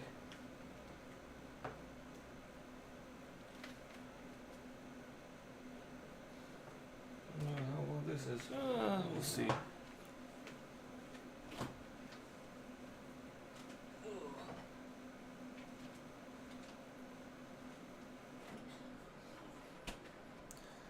Well, for right now, we have this going on. Boop. We got these two we're using for tonight.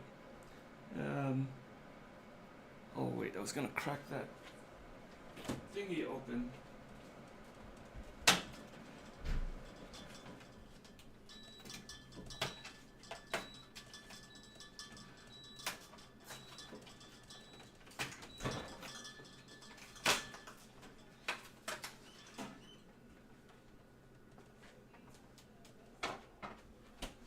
Honestly, right now, I could have. I should make myself some pre-dinner and make some ramen. Because I do like to eat. And I feel hungry. I haven't eaten since.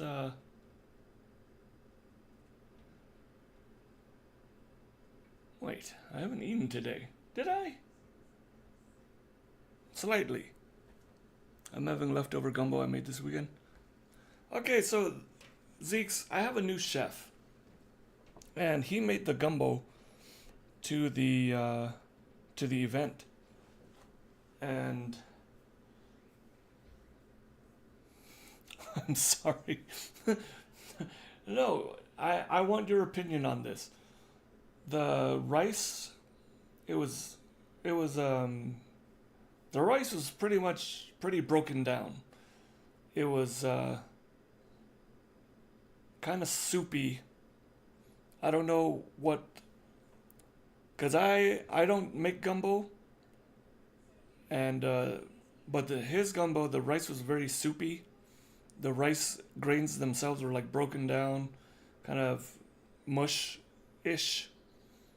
It was mush. So what is the proper consistency for gumbo?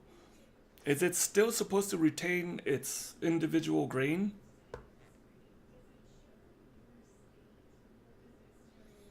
It was at the end of the day, so maybe it just sat for too long, I guess. But it was very broken down. Think kanji, but not as wet. The consistency of kanji, but not as wet. 1 cup of long grain basmati, or 2 cups of water.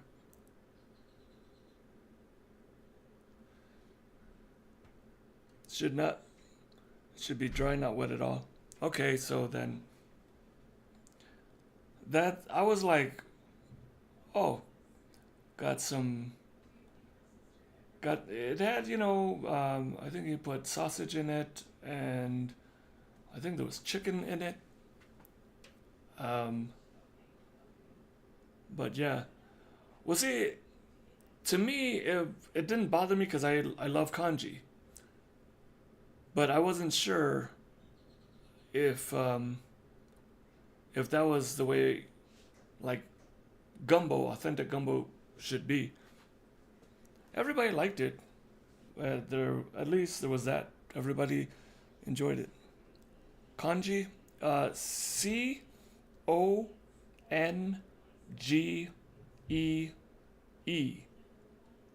It's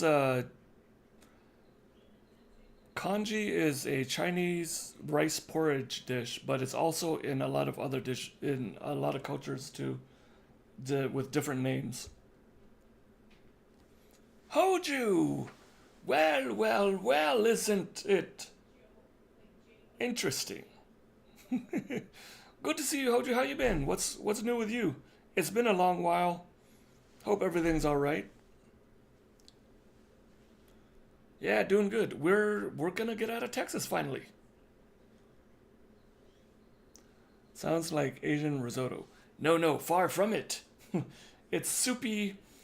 Think of cooking rice with a lot of water so that the rice does break down. And then it is soupy. I've been annihilated at work, gonna try and enjoy days off. Well, I hope you do. Everybody should enjoy their days off away from work. I don't even rinse my rice. I don't either. Not anymore. That's great news. You get to finally leave Texas. Yeah, Hoju.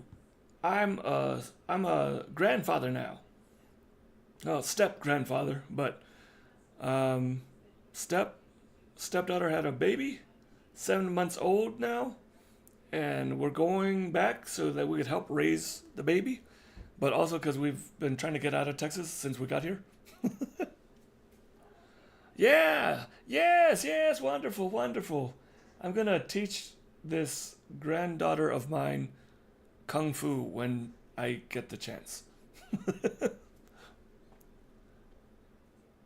Cajuns like sticky rice, but it does depend on the dish.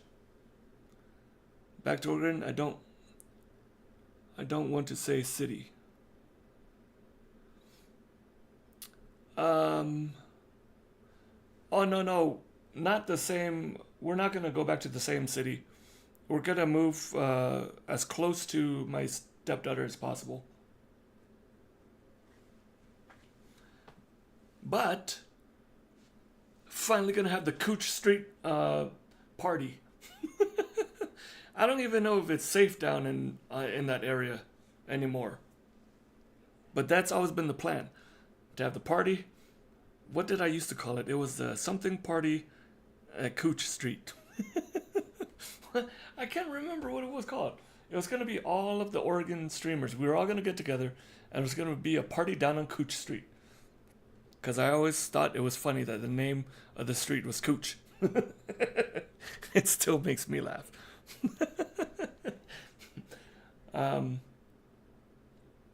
But yeah, I mean, sticky rice, the congee is super.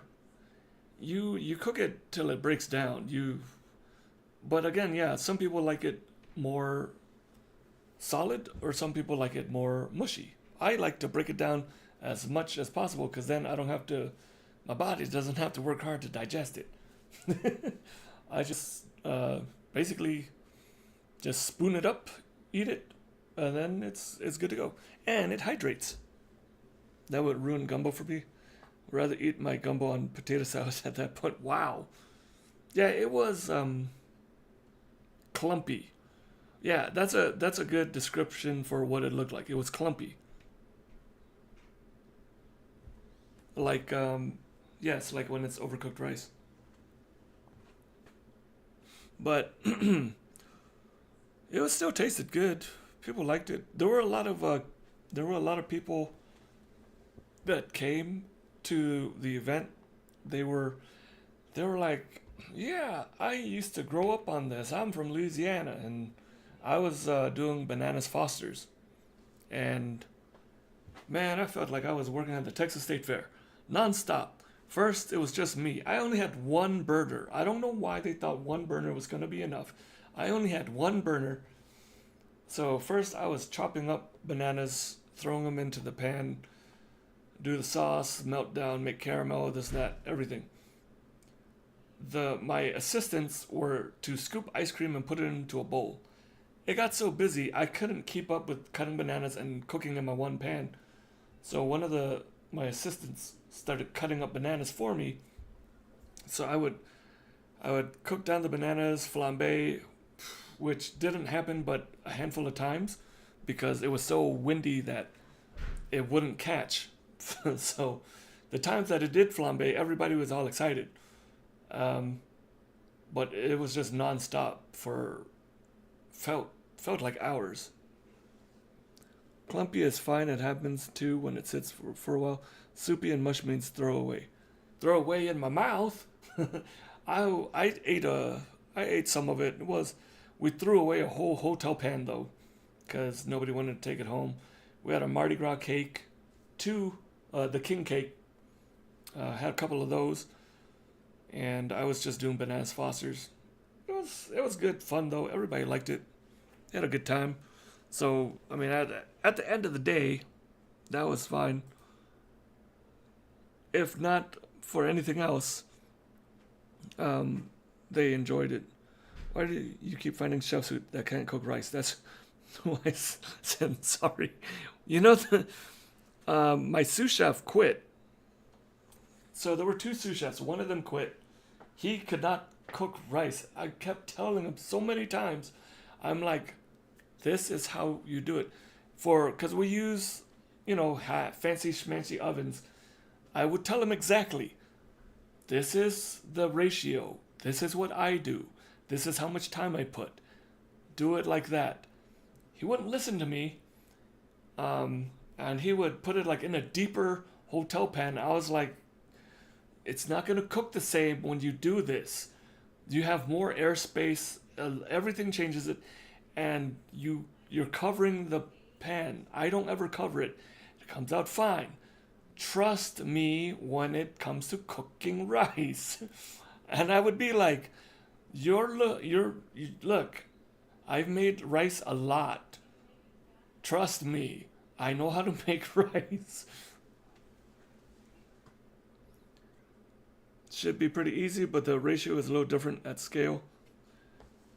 The thing that I always do in the hotel pans, it works. I adjust the time and stuff like that, and it'll be fine. But it's like all you gotta do is just listen to what I'm telling you. It works. I've never had it go wrong for me. Just listen. I'm trying to teach you how to do this. He didn't know how to do rice. Now, mind you, this is a this is a person who worked in Michelin star restaurants and stuff like that. Could not cook rice. He's from the UK. He didn't know how to make meatloaf. I was like, what? You've never made meatloaf? He's like, no. I'm like, okay, leave the meatloaf to us Americans. We'll do it. There were a lot of things he didn't know how to do, but he's really great at what he does. Meatloaf is just a meatball at scale. But he had issues. Like, he didn't know how to do it. He had to follow a recipe, and then he was asking, is this right? So, yeah. Okay. I'm going to get a little thing of water. I'll get a pan.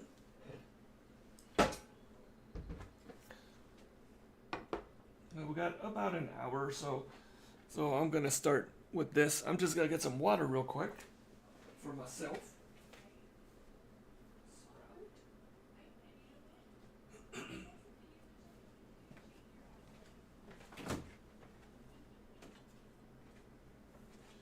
Okay, I didn't realize we're out of water, so this will be interesting.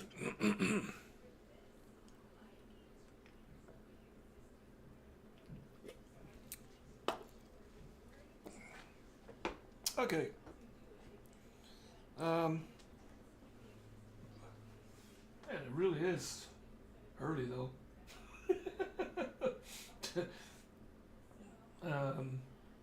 Because all I'm doing is I'm going to sear this off. I'm going to roast these potatoes.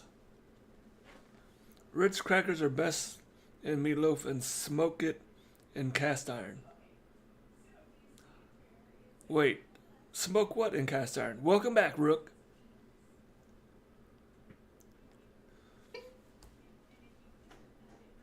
This sous chef, on his last days, he would keep being like, one spar before I go. I'm like, no, I'm not gonna spar with you. Every day he'd be like, I got my gloves and my mitts. You want to spar? I'm like, I'm not gonna spar. I told you.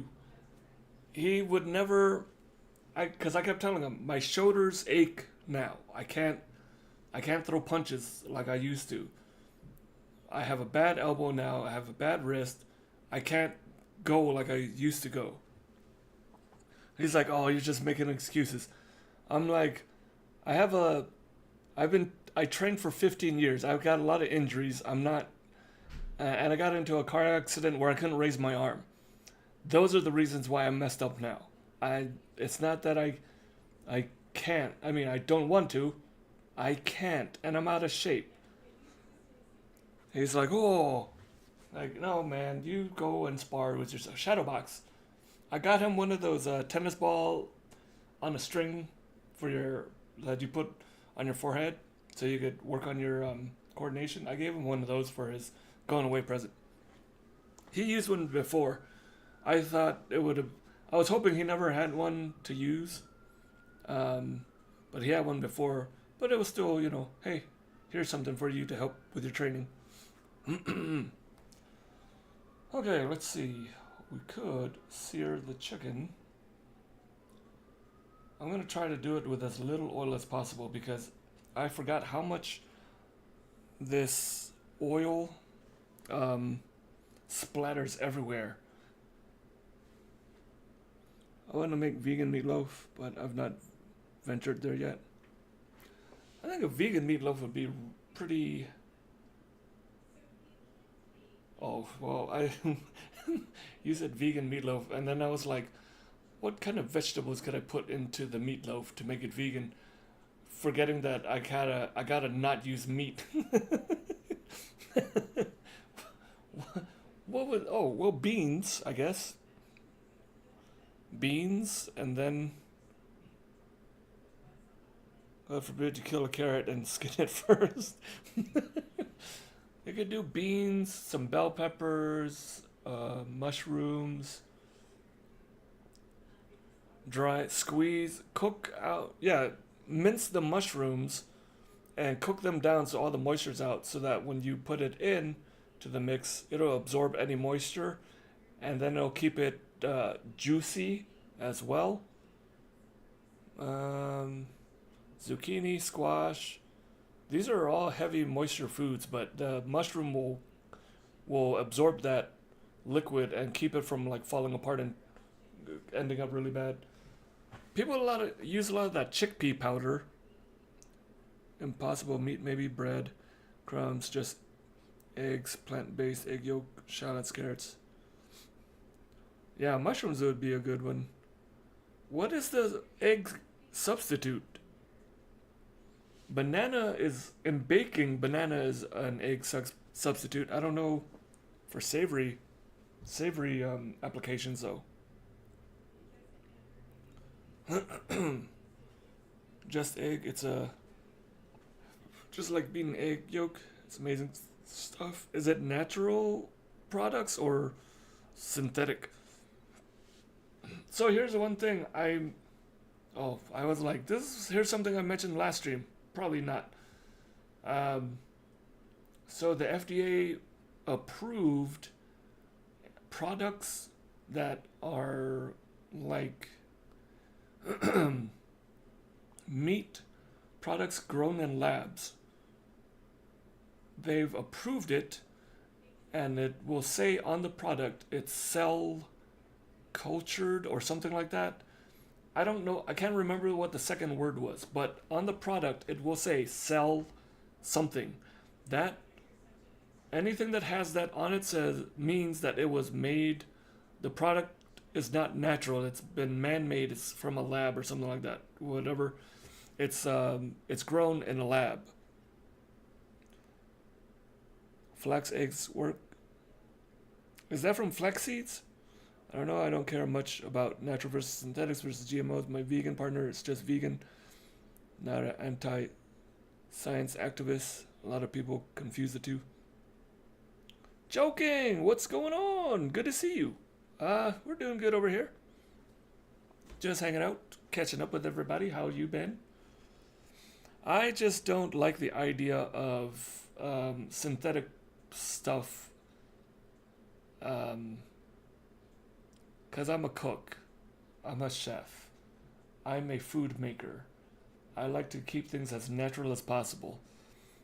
And just like the whole thing with meat glue, I hate the sound of it. I don't like the idea of it. It's used a lot in a lot of the higher end places. I'm not a fan of it. Um, I just saw this video, this place in LA that did from their menu, because I looked it up. It's a tuna porterhouse carpaccio. It's a paper thin slice of tuna.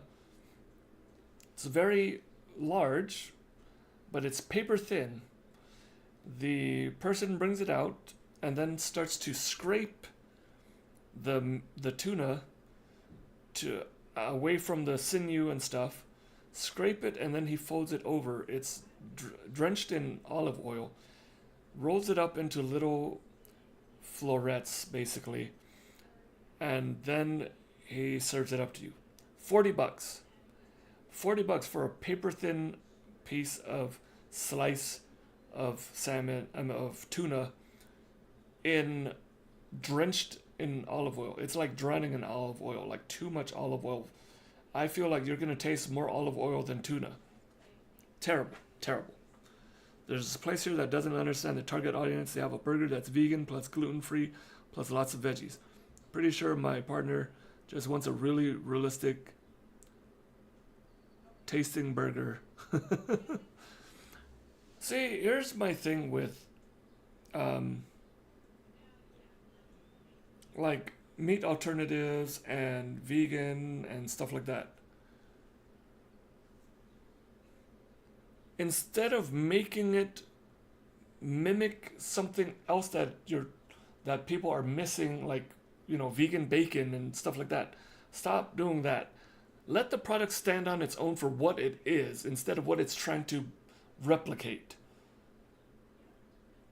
For me, it's just like, stop. You're not helping yourself. Just let it stand on its own. I get the Beyond Burger at Costco. I've not tried Beyond stuff. I did the Impossible Burger when it first came out. I tried it. It actually tastes really good, but I'm really not about that thing.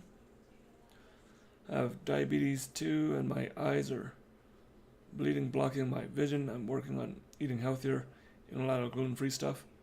How much of your diet have you had to change?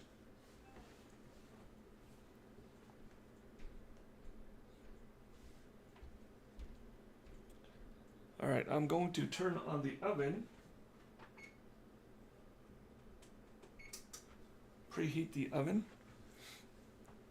Prefer Impossible. They GMO the plants to make it more realistic, and it doesn't have an interesting chemical smell when I cook them. Yeah, I can't say impossible. What did I say I tried earlier? I haven't tried Beyond. I've tried the Impossible, I think. BK doesn't cook the Impossible patty long enough to come out mushy. Oh yeah, I forgot that they do that, huh? Mostly eat bad stuff, pasta and sauce, mac and cheese, pizza. Okay. So, do you have to like lower what do you need to avoid? Are you having trouble finding alternatives to it because of the restrictions?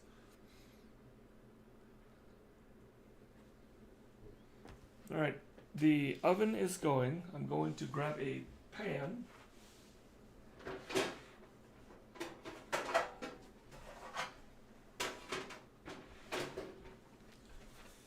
So we're gonna take these potatoes. I'm gonna get some foil in my little pan here. Oh, that's what I needed, more foil. Almost out of foil.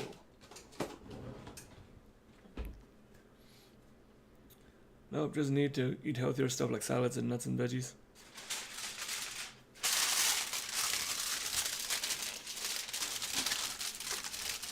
Salads, I like salads kind of, but if they don't have any meat in them, I'm not gonna eat the salad.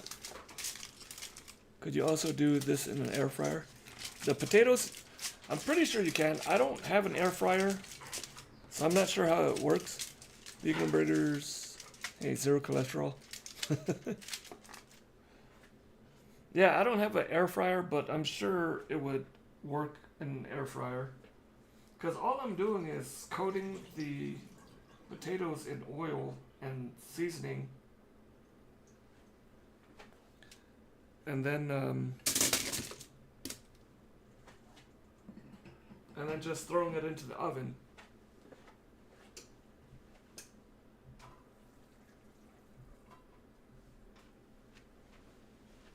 So we got that.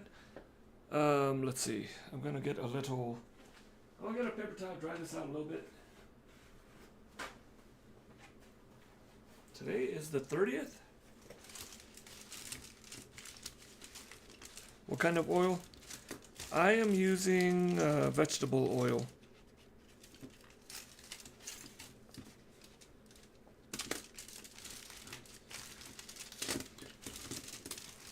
I'm drying it out so that it'll crisp up better. Moisture is going to steam, so you want to eliminate as much moisture as possible to maximize the crisping of your whatever you're going to roast.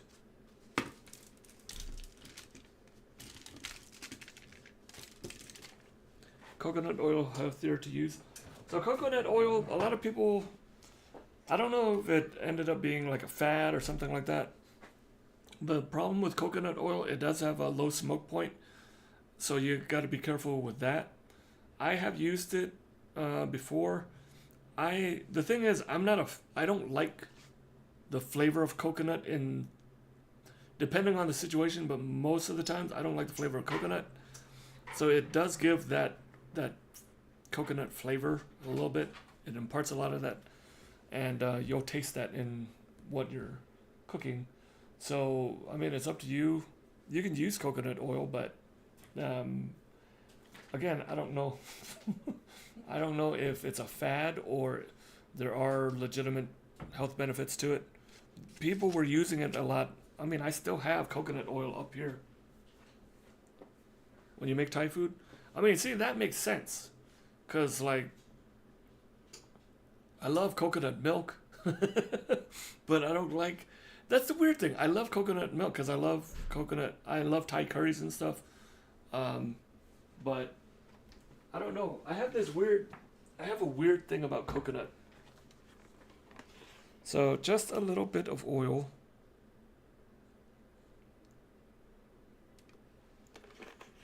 And then I'm going to toss it with some spices and seasoning.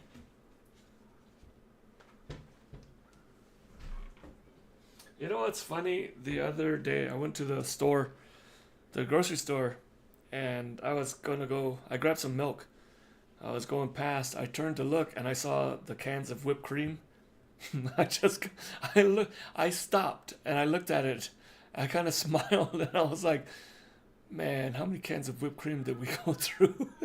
Like, it was crazy.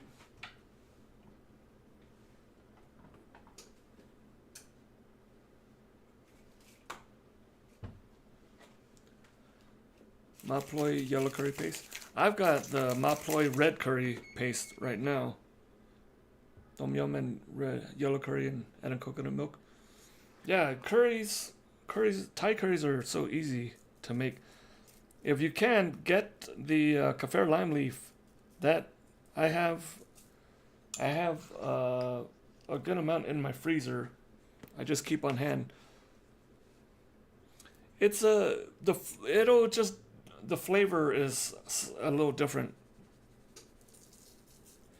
So that's smoked paprika. Here's some garlic powder.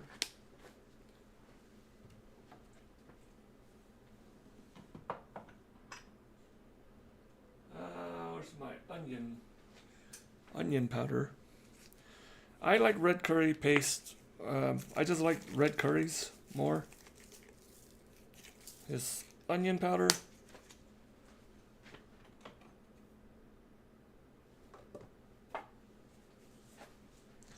I'll do some salt and pepper. Made a lemon ginger chicken and pepper curry, but I'm not sure what kind it is because my recipe is almost like etouffee but with curry powder. Thing is, like, when I just throw stuff together, and people were like, "Oh, is that a whatever curry or something?" I'm like, "Nah, it's just a curry. I'm using Thai seasonings to make a curry. It's like my version of curries that I learned from my family. It's probably not traditionally correct, but it's correct for me because that's what I grew up eating." The cookbook, I do have the curry in the cookbook, the red curry, the chicken curry. I have that in the cookbook. That went on pause.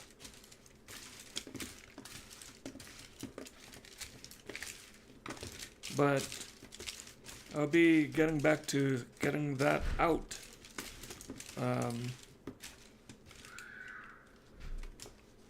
Sooner or later. I cook pepper and onions, then some flour and butter to make a blanc roux, dump in curry powder. Simmer a while, add chicken. Real easy, maybe it tastes a little like Japanese curry. I was about to say that's like Japanese curry.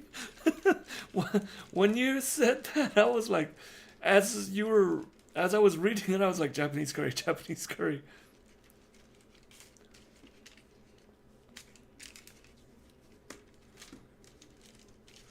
Alright, so we got this seasoned up.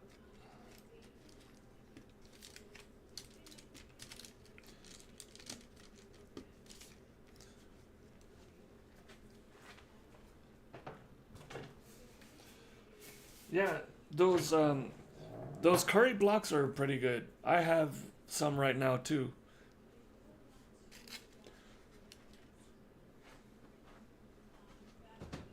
Oh, I forgot to take my wok out of the oven.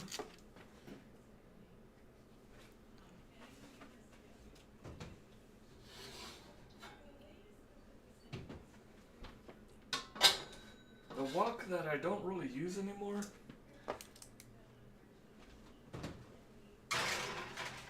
Yeah, these curry blocks, I keep saying I'm gonna use it.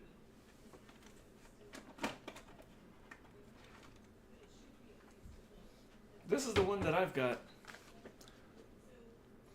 Golden curry, Japanese curry mix. Mild. It is sweet. It does have some sweetness to it. But they're pretty good, and then the spicier ones are nice too. But yeah, it's pretty good. I like it. It is sweet.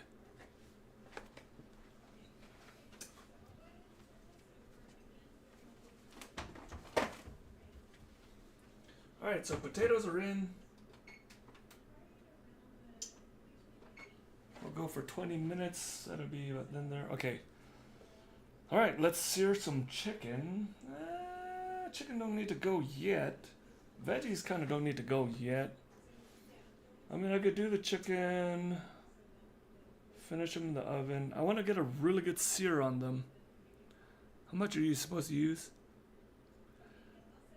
I don't know. Because I think when I looked at the box, it said like use the whole thing. I was like, what? I just kind of throw in one block at a time and I see where it ends up. The block, I mean, I wouldn't replace chicken broth with it because this is a curry. You're just going to get curry flavor. Yeah, see, half the box, I think, isn't that what it says? It's like half the box? The thing for me is I'll make like instant ramen. So I'll do like 2 packs of instant ramen and I'll throw like 1 block in there. 1 or maybe 2. And then however thick it ends up, I'll adjust with water. But I think I've done like 1 block for the small amount. It's already salty, it's just water. If you want to use unsalted chicken stock, more flavor never hurts. How big is the block you have? I'm not sure. I've not actually opened this, so let's see.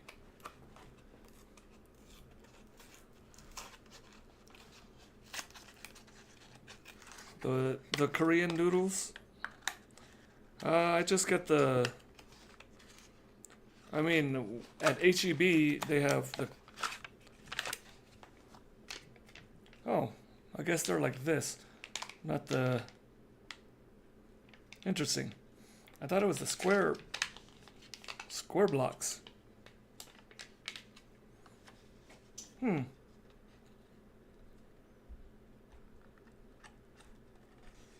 Okay, well, it's like that. The ones I've had before, they're like square blocks, so this would like be in half, and then it would just be like different squares, small squares, not rectangles. I'm kind of disappointed. I'm kind of disappointed with that.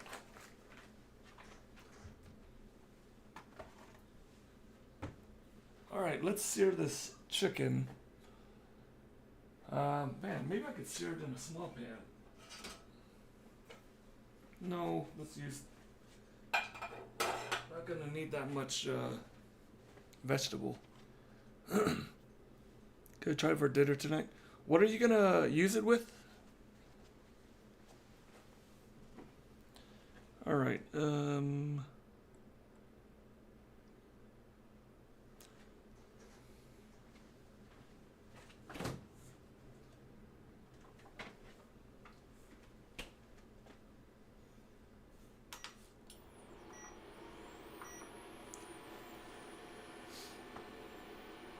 The one that I have isn't spicy. The spicy.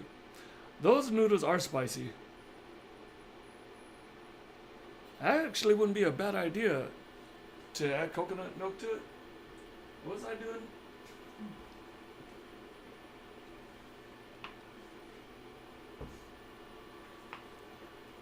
Alright, so I'm gonna add a little oil to this. Gonna drop the chicken skin side down because I want to get that crispy. And then I'm going to flip them over. I'm going to add some butter. I'm going to baste it with the butter. Pop it in the oven to finish. And then while that's cooking, I'm going to saute our little veg. Adding coconut milk to the moon raw noodles really helps with the spice. Yeah, those are pretty spicy. Now this is where things are going to splatter a lot. I'm not trying to add too much oil.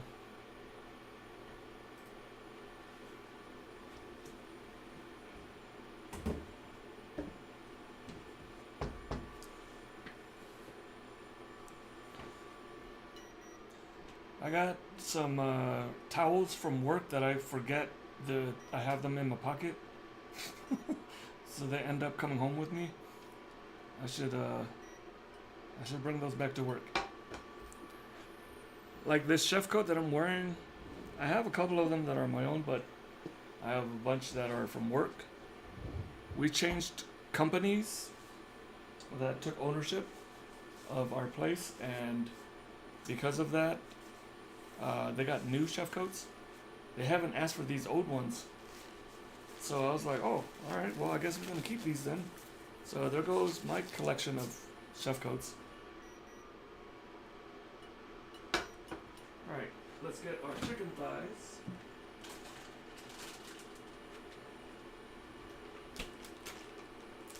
These are a little wet.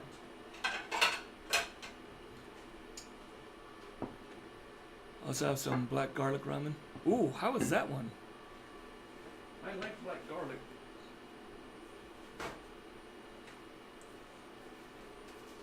So I'm gonna try to dry these out a little bit.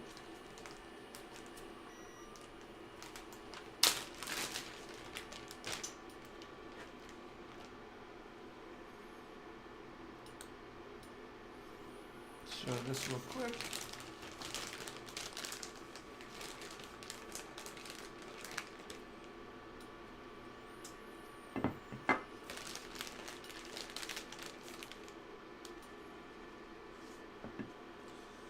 Now there's excess skin And cut that off.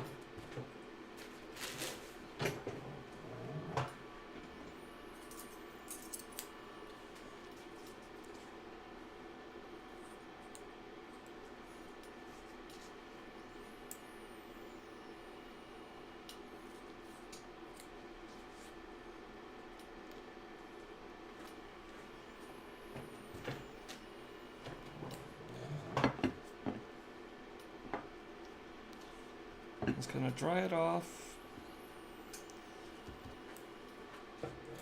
And then I'm gonna season it lightly.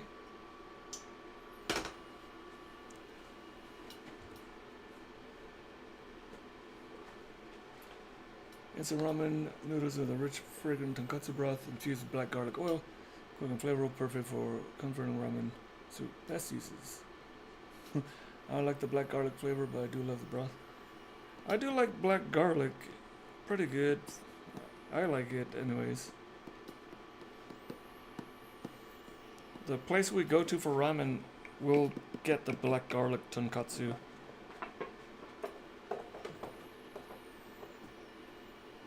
Alright, so we're getting the pan hot. If this was at work, I'd have this cranked up, but because we're not at work, it's gonna make it all smoky, so I'm not having it as high as not nearly as high as I would if I was at work. The thing too, once you add salt to this, it's gonna start to draw moisture out, and that moisture is gonna work against you for doing any kind of searing. It's gonna draw moisture and then it's gonna steam a little bit, but it's not gonna be too bad. So let's get this back heating. Then we're gonna put this skin side down. We want to make as much contact with the pan as possible so we can crisp up as much of it as we can. Doing this in an induction pan, you can have the advantage of even heat distribution, whereas doing it on a burner, if your pan is kind of away from the heat, direct contact with the heat, it can be a little less hot. Alright, so we're just gonna get that into the pan.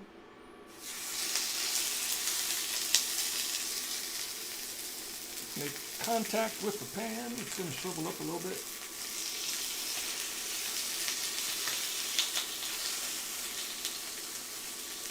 And now we don't touch it. We just let it start to crisp up. It's gonna take a little bit. But then when this is nice and crisp, we're gonna pop it in the oven so it can finish cooking. Oh, you know what's good with ramen? Adding dumplings. Yes. This is the after work ASMR I needed. You weren't here, Zeeks, when Wife Confidence came out of her office and she's like a little loud. So then I was doing ASMR for a little bit. The ASMR cooking. So I don't know if you guys can see you see how there's a little bit of steam coming off of the pan. That's the moisture that's cooking off. The fat is going to render out some, but we do have a little bit of moisture in this because it's just, it's not a dry piece of meat. So it's going to continue to do that. Once we start getting that fat starting to cook off and crisp up, that's when we can turn it over we can flip it over to the other side, and then I'll baste it with some butter. We'll try to get a little bit of color on the bottom, and then we'll pop it into the oven. Then we'll finish the vegetables. I'm in the Thai curry or the tom kha soup. So my friends at work think it's weird that I put burritos in my instant ramen.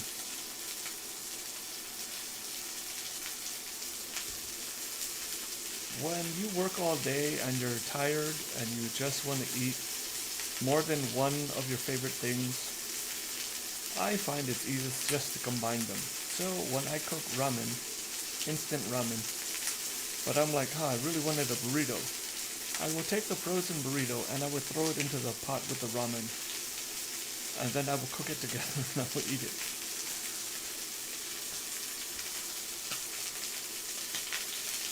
The Japanese curry, to the curry block, you don't have to add anything to it. If you want to add something to it, you can, but you don't really need to do that.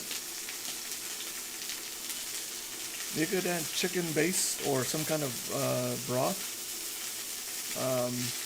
But really, you don't have to add much more to it unless you want to make it spicy or something like that.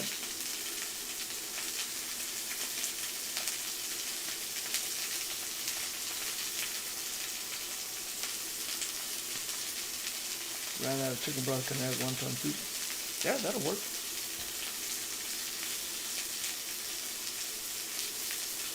Alright, so I think you can see a little bit of the steam. Oh, also, this apartment, originally, there's a fire alarm over here, and it would go off every time I would stream. So I took it down. It's impossible to stream in this apartment because of the fire alarm.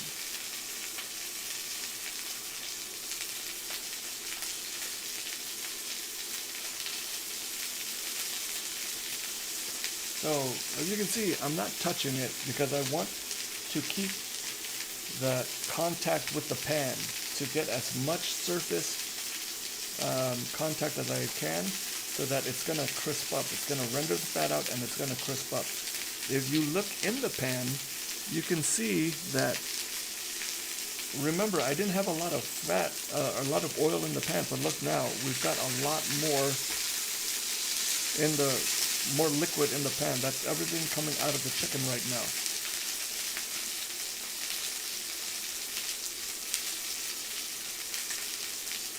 This isn't that bad of an angle. Hi.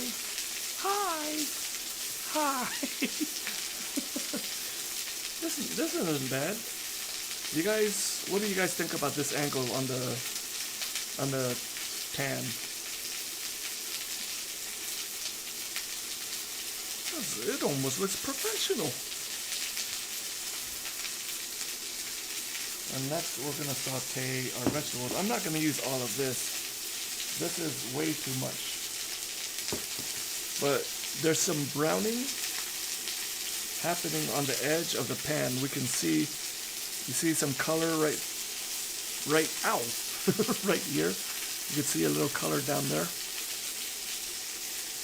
So we're starting to get some color. I'm gonna let this go for a little bit longer before I break that contact and the contact with the pan and see what we have.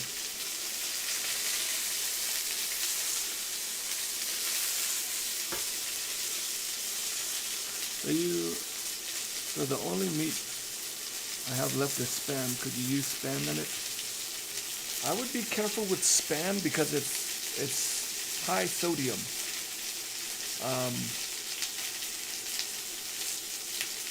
So I mean, you could add Spam if you want. Honestly, you could add whatever you want, but I would just be careful with the Spam because of the sodium that it has in it.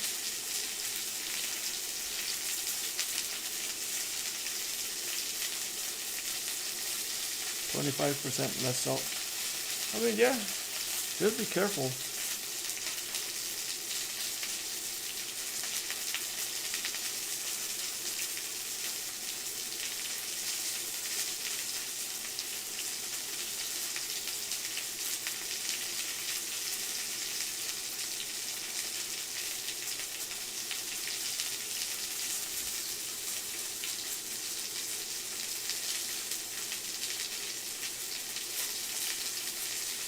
I don't remember, what did I do last night?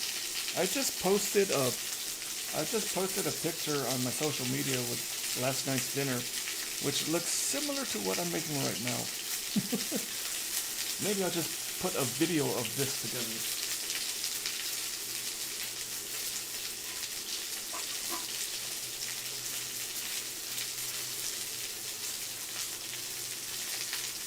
Alright, you guys ready to see what we got? I'm gonna flip this over. You can see the edges of the chicken is starting to cook as well. So let's turn this over and see what we have.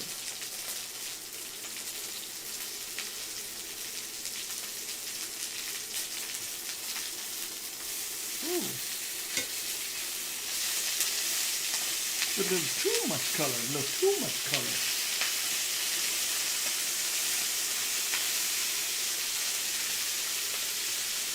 We'll work with that.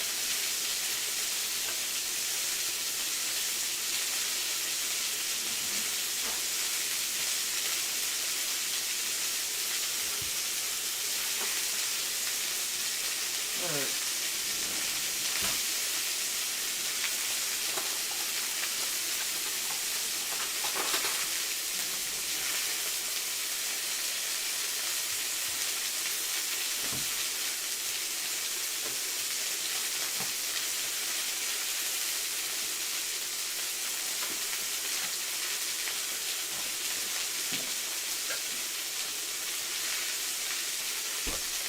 Gonna get a little butter in here. I'm just gonna turn this down.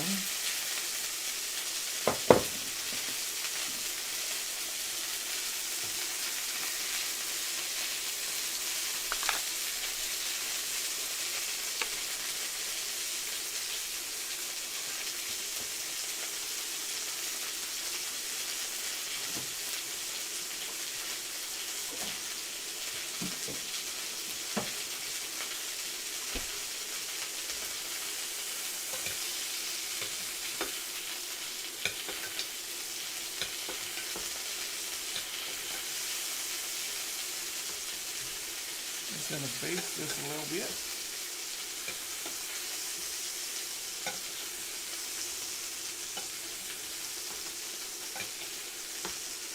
And get a little bit more butter here. That should be enough. What else do you like with your golden Japanese curry?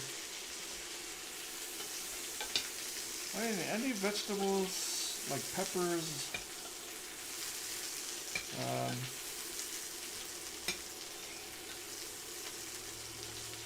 onions, peppers. I kind of keep it simple when it comes to that.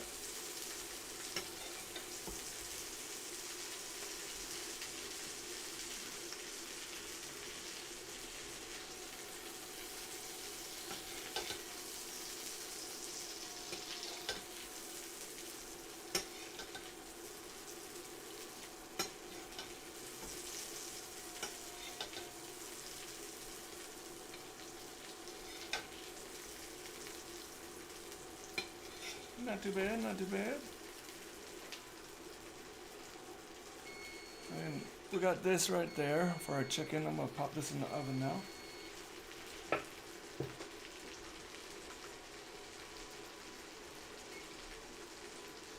I'll pop this into the oven. Let that finish. I'm going to wipe all this down.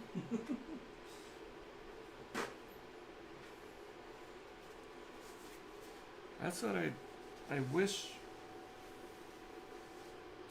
more than anything, I wish I had a hood system at home like at work. Because this gets everywhere. It's not even, like, not a joke.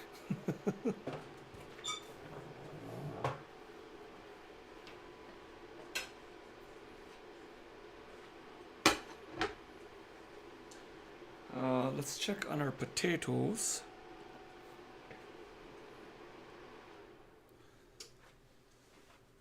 Got a little bit of time before the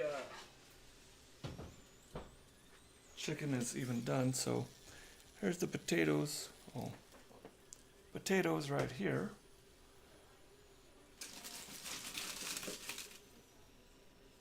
Could go a little bit longer.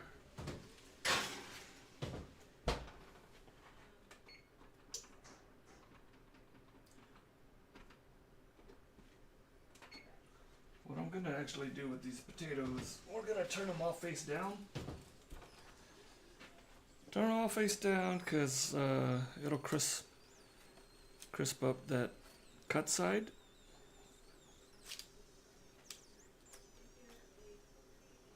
So just flipping them all cut side down, just like that, and then I'm gonna pop them back into the oven. Let that go.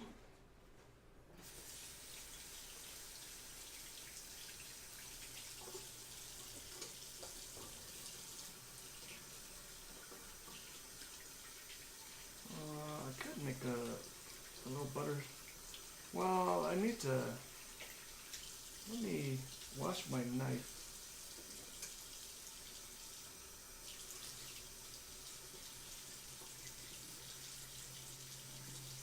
I'm just thinking if I want to have anything with that sauce, in the sauce. I didn't buy capers. I could have done a lemon caper sauce for the chicken. Let me see, did I buy capers? Capers go really well with lemon. If you've not used capers before, that's a good thing to pair with lemon. They work really well together.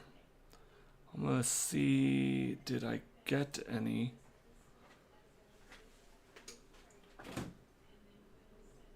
I did not.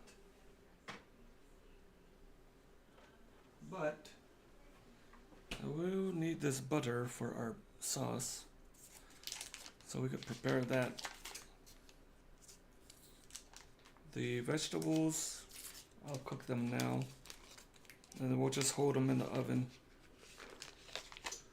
Sauce, we'll just keep it simple. So vegetables, let's go low.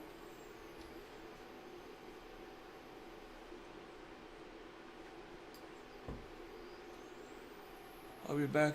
Gonna go cook the curry. Nice. Post a picture of what you made in the Discord when you're done.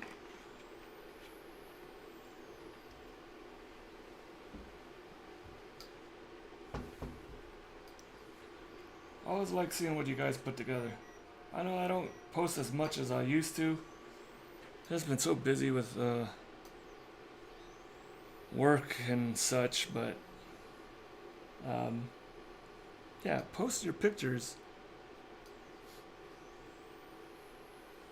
We got our veggies we're gonna throw in. Oops.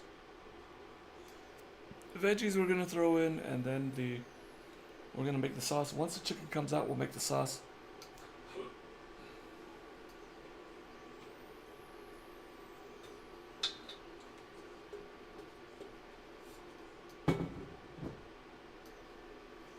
I think when we leave, I'm gonna get rid of that wok. I hardly use it.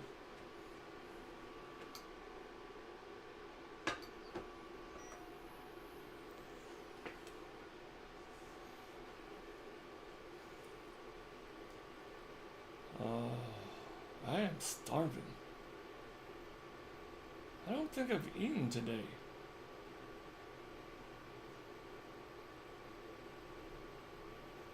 What did I eat today?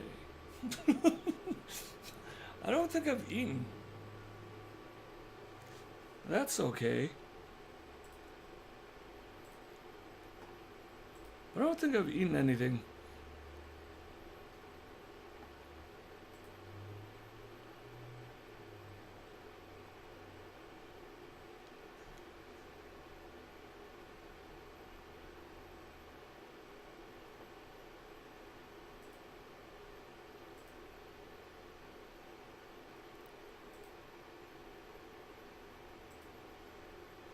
Let's see.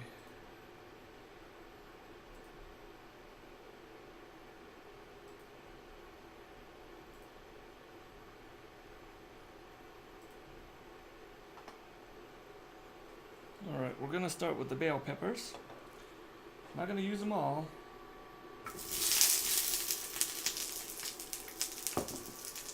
These are gonna take a little longer to cook, so we'll get that going first.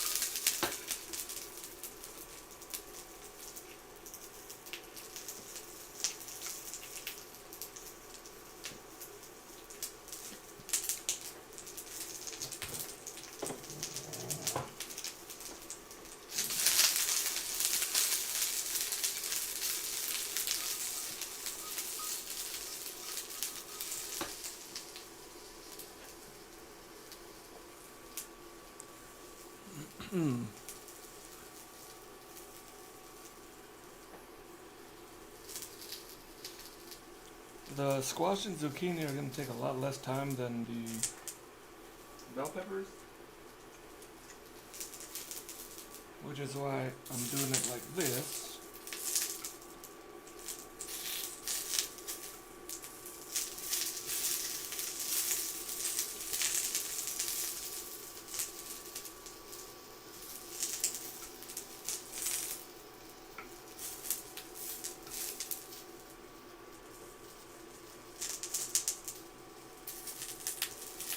And then we're just going to add the zucchini and squash to it.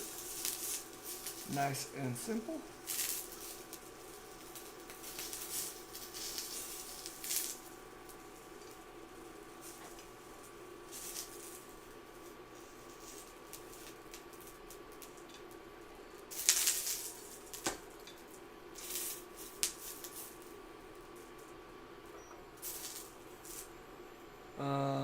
Let's see. I'm trying to think. I'll stream next week. I'm already thinking what to make. Should I do budget meals again? Like I'm gonna do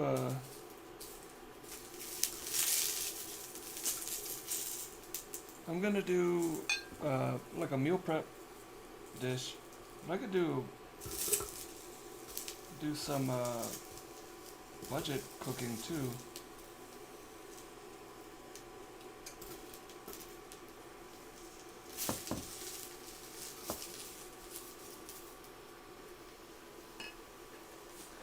I'm gonna add a little butter to this.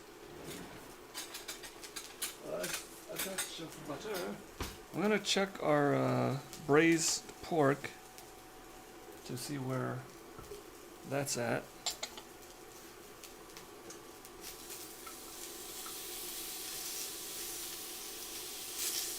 Look at that melty, melty butter. Now we're gonna season this with a little salt and pepper. Keep it simple.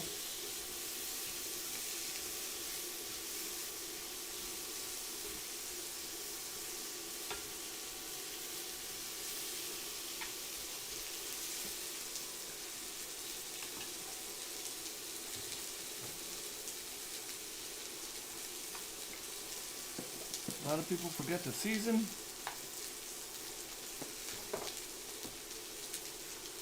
And I always say salt does not make things salty until you use too much. Let's see what our pork is like. It's hot.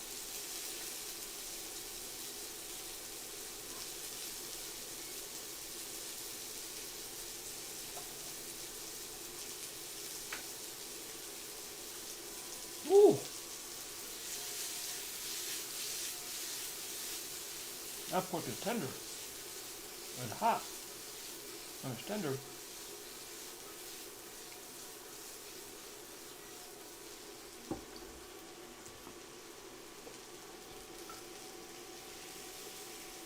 Just want to soften this up.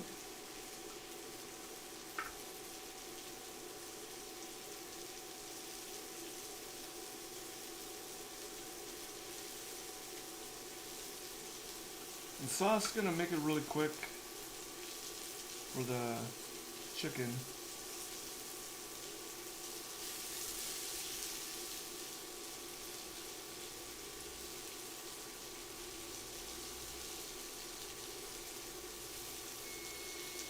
That's for the potatoes. Everything's gonna come together right now.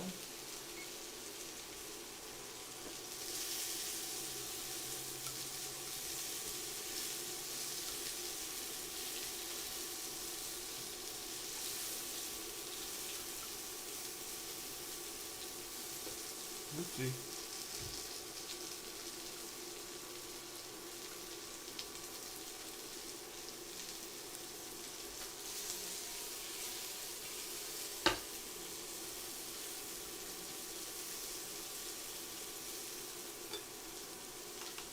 Alright. I'll pop this in the oven. I'll hold it back on the stove first. Don't want it to go too far, so we'll just let it sit there. I made it back. Did you switch out the curry? Oh, so here's the thing. Because I forgot, because I multi-stream, it didn't swap the title. I put in a new title. That dish, the chicken curry dish, that was the last cooking stream I did. What I'm making is this chicken with the lemon pepper butter sauce, I think it says, and vegetables, roasted potatoes. That's what I'm doing right now.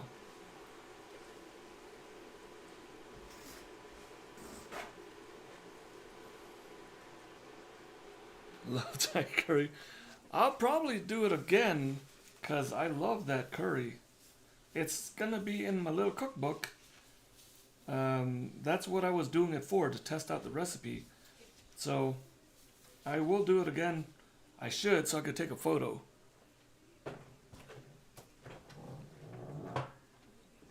Well, what is your favorite curry? How you been? What's new with you? Because I know it's been a while since I've been on. I'm gonna grab my thermo and check our chicken. That didn't work very well. Nope, sideways.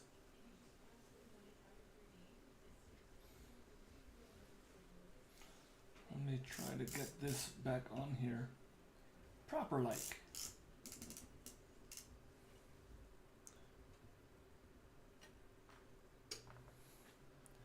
Alright. I'm gonna grab my thermo. I'm gonna check the chicken.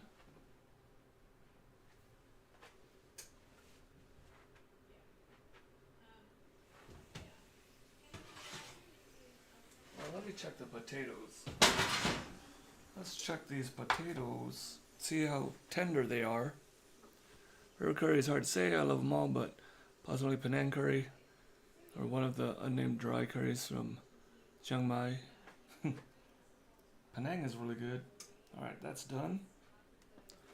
We used to go to the spot back in Oregon that was really good. They had a really good Penang curry. All right, I wanted this to get a little bit more color, but it's done. I don't want to push it too far before it starts to shrivel and dry out.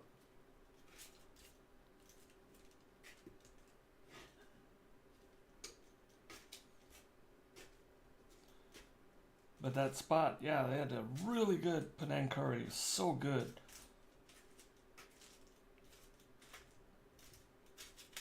Unfortunately, the story of that place wasn't that great. I'll have to go back to Thailand sometime. How many times have you been there?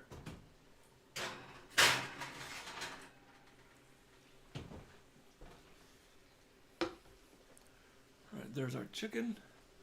Also still need to go to India and Morocco. I am very hesitant of trying, well, at least Indian street food, because I watch too much TikTok. Right, that's good and done.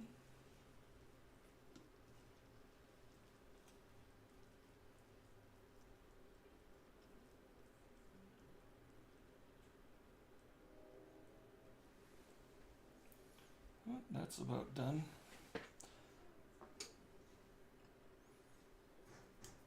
Just want to make sure.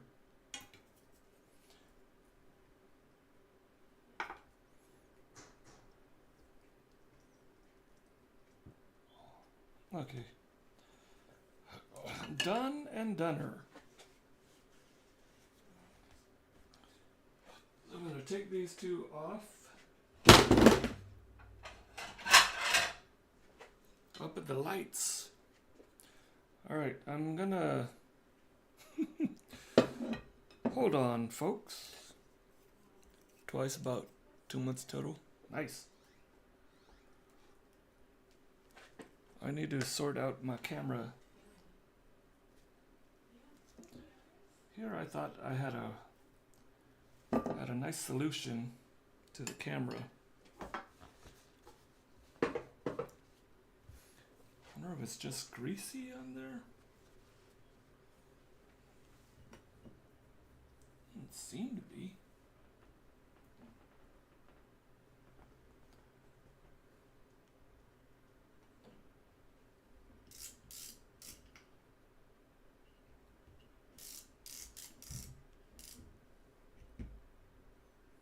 It's not sticking now.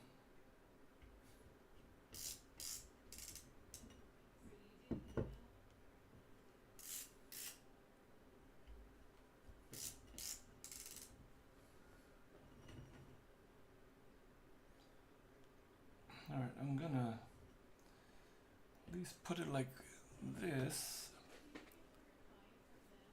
Oh, you can't see so well. Yeah, it's coming off now, so hopefully it stays. If you guys don't mind the little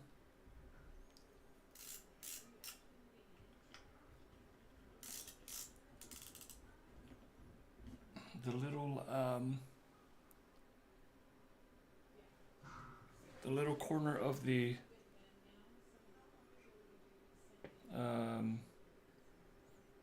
mount. Thing with Thailand is stick to the street food that's cooked. They buy ingredients and same day. Now refrigeration typically plus the cooking. With the cooking, the chance it's going to hurt you is not so bad. Only time I got sick on a side trip to Cambodia where I stupidly ate something pre-cooked. I would love to try the food there.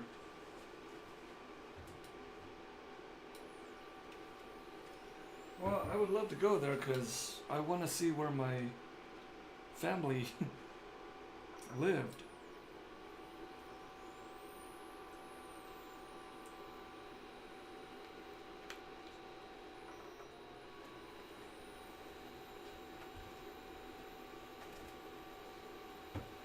Right.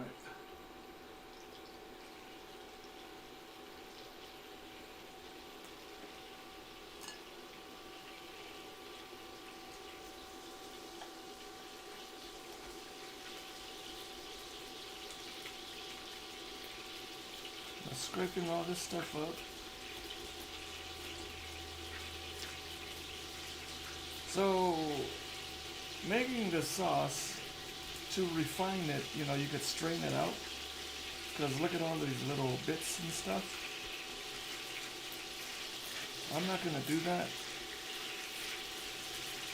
I'm just going to cook down our wine. Then add a little bit of lemon. Double-ended projectile vomiting in Cambodia is very memorable.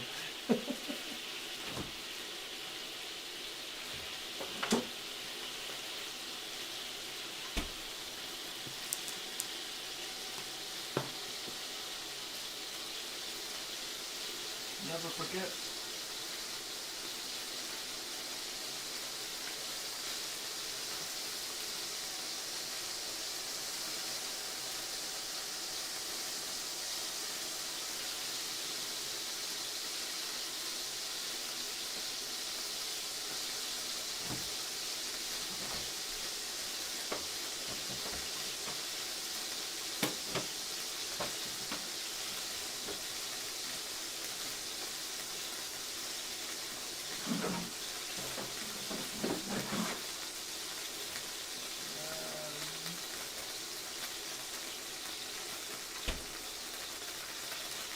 We'll do a little mustard.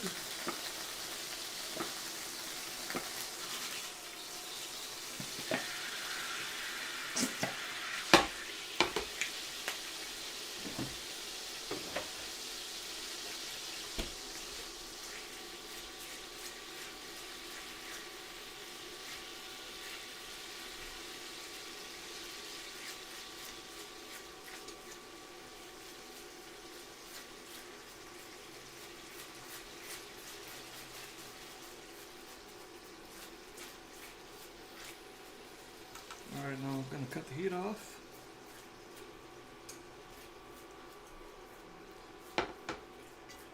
I'm just going to add a good bit of butter, and we're going to let the residual heat melt this down. It's basically going to emulsify into the sauce, but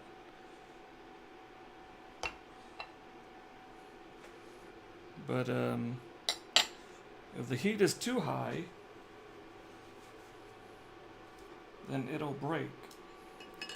And the thing is, this just came out of the oven, so we're gonna see how it goes. So all you do is take it off the heat, just kind of swirl this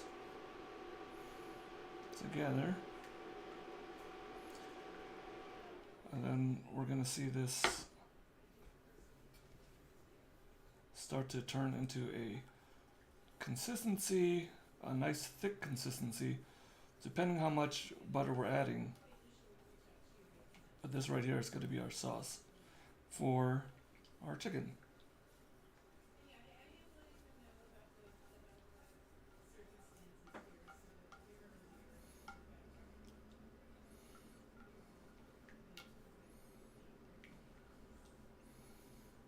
Our chicken is just sitting on the side, resting.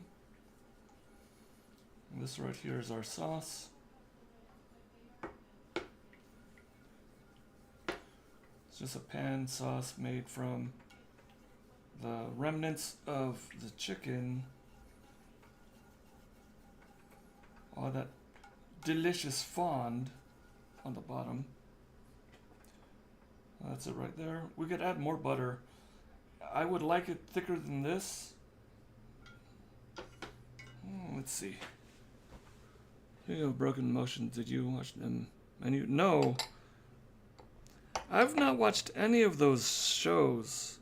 Any of them actually worth watching? What I've been doing in my pastime now is going on social media and calling people out for the way they present stuff, like cooks and stuff like that. Call them out on a lot of the stuff that they're presenting to people when it's wrong. Because, you know, I don't want to see people learning things the wrong way. Had a chef instructor teaching how to make a French omelet, and the French omelet was, there were no curds in the omelet. It was overcooked. It was just terrible. I was like, no. But I said, like, hey, this chef may be great at a lot of things, but this isn't it. This is wrong information. Let's give this a taste. Ooh, that's good. The mustard really helps to give it a little zip with the lemon too. So let's get a little. We don't got fresh parsley, but we got dried, so we'll pop that in there. Now these are gonna. Ow. I'm gonna move stuff around so I can plate here.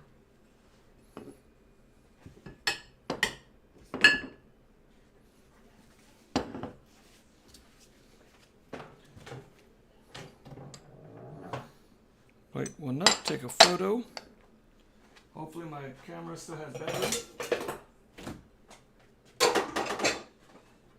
Actually, I could take the phone since we're not going to use that anymore. So I'm going to kill this camera over here on the plate. On the burner.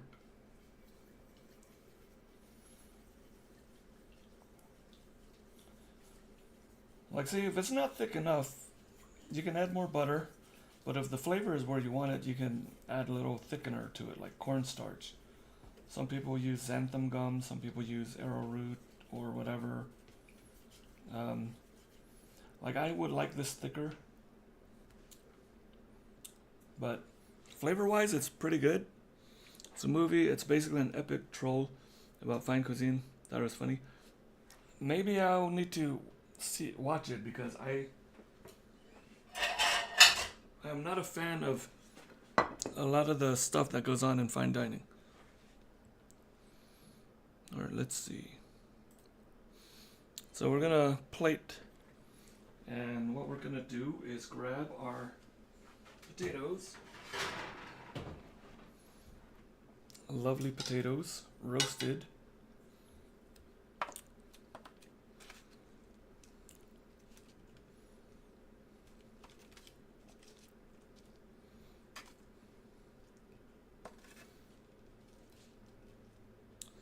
What I'm really trying to do is break the colors up, so maybe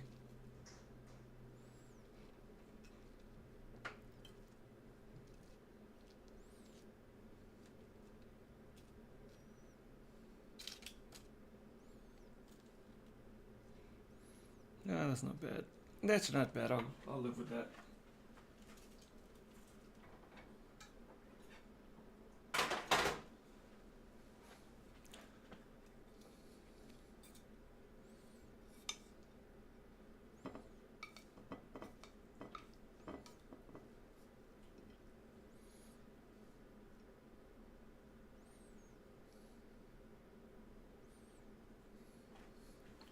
Kip!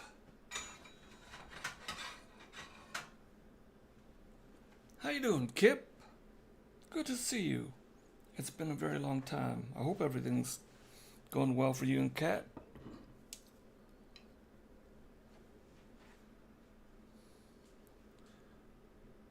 Your curry? Oh, I was gonna...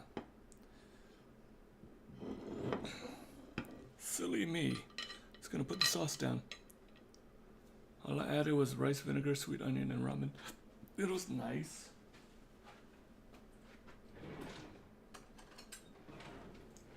Alright, so I'm gonna pour some sauce down and then put our chicken on top. Because I don't want to... We spent that time making the chicken nice and crispy, so we don't want to ruin it by pouring sauce over the top. Still alive in this post-apocalyptic landscape. If anyone can survive the apocalypse, it would be Kip. Kip, the greatest masculine figure in all of history. One single solitary drop of sweat grows the fertilest of all acres. This comes from the one and only Kip. And beyond that, we must acknowledge the fact that this is a man, no mere man, but one who lives among men, making them boys. Skip. That's right. It's good to see you, Kip. Almost tastes like an Indian curry. Nice. Alright, I'm gonna take this phone and I'm going to cut it off so that I can... how do I stop it?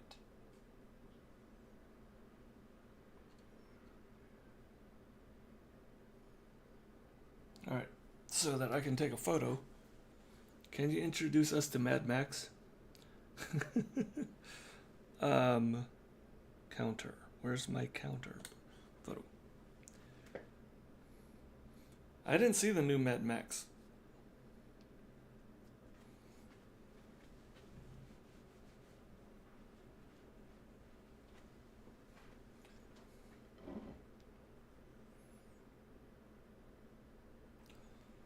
Alright, I'm gonna move some stuff around.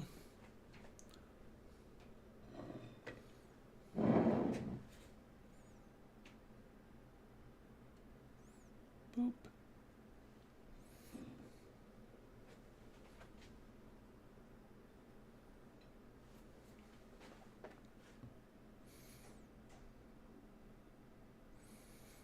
Alright, I'm just getting a quick video.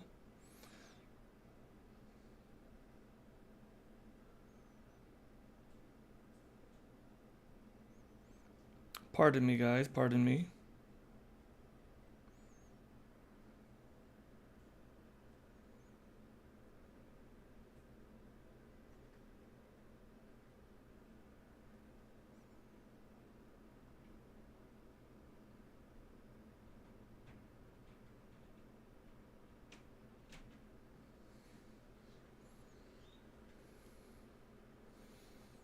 Alright,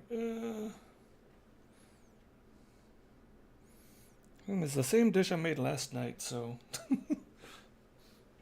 I suddenly had a recollection. Who was that Aussie streamer who drank too much and ended and worked in industrial food production? Drank too much... Huh? Here on Twitch?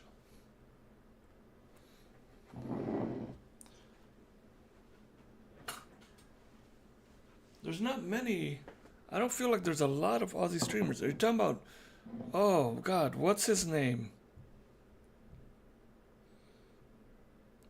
Oh... God, what was his name? I can't remember his name. I know who you're talking about. I just can't remember his name. He was really cool, but he was like super vulgar, super inappropriate, and all that stuff. He was a really cool guy, though. I can't remember his name.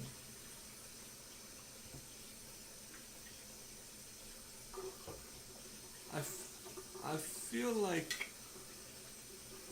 like it was Holy Diver or something like that. But I'm getting it confused with Dave the Diver.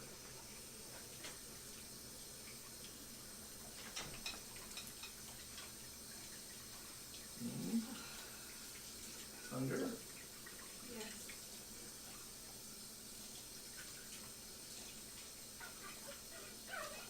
It's hot in here. It is so hot. Need the air. Yes.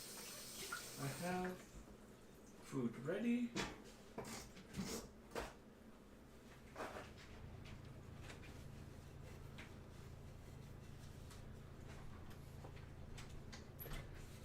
That's what made it fun. That's a Black Sabbath song? What? Dave? I mean, Holy Diver? Well, I thought his name was Holy Diver or something. It was something similar. Alright, let's do the second plating.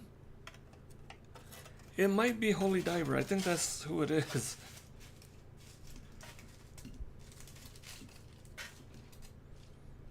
Oh, sorry guys.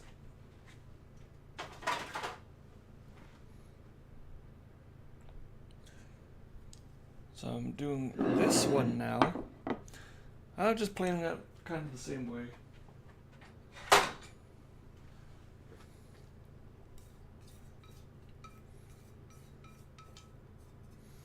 Buttery vegetables. Do sauce. See, the sauce already broke because it got too hot. But it's okay. It's still a good sauce. But it broke.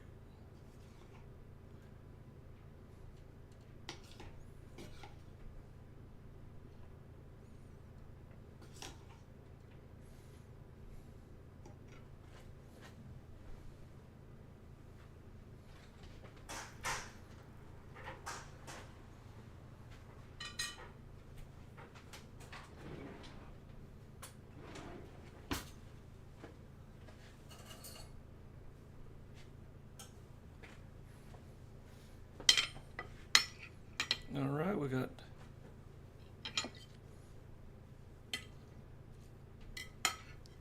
our 2 plates.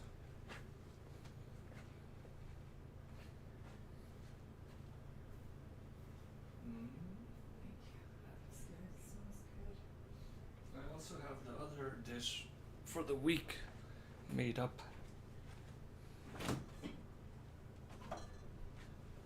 For 1 second, everybody. There's our dish right there.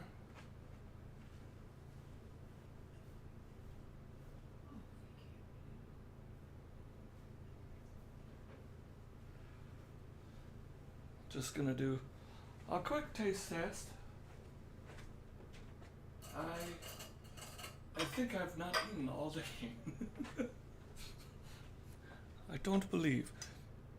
But so here we have our meal. We've got roasted potatoes. We just spiced it up, seasoned it up with smoked paprika, some garlic and onion powder, salt, pepper. Oh, I forgot to put lemon pepper in the sauce, but I mean the sauce tastes fine without it. C'est bon. Merci. Buttered vegetables, sautéed in butter, salt, pepper, nothing fancy. And then our chicken, salt, pepper, we seared it to get this beautiful color. What's that there? A little crispy, just a little crispy. Then our broken butter sauce, because it's been sitting now. It was from the same pan. We took the fond and we deglazed it with white wine, added some lemon juice, some Dijon mustard, and some butter. I don't even think I put salt and pepper in it, but finished that with a little parsley, and we got this nice little sauce. Dear Lord, thank you for this food and this day. We are grateful, as always, to all the blessings that you give to us, and we thank you for everything that we have in our life. Forgive us for our trespasses as we forgive those who trespass against us. I hope that more people come to you in these days, opening their hearts to you and finding you, finding salvation and finding your truth. We thank you, Lord. We exalt you above all others as always, and in Jesus' name, amen. Now we'll just try a little bit of this.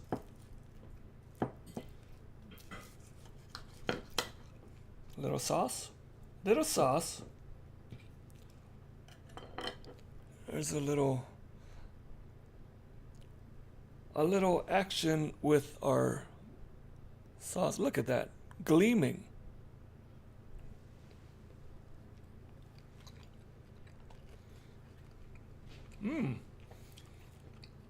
I do like that sauce with this chicken. It's really nice.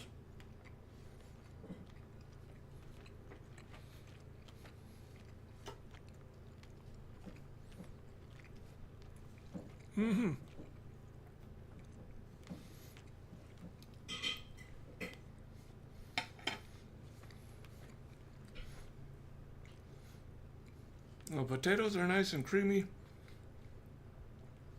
You want to serve them immediately because the crispiness of potatoes,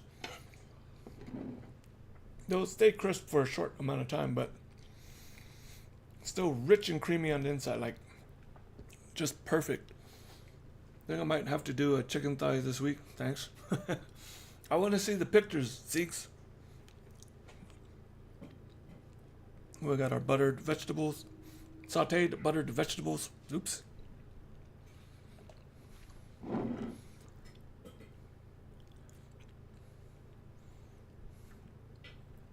Just sauteed, little oil butter.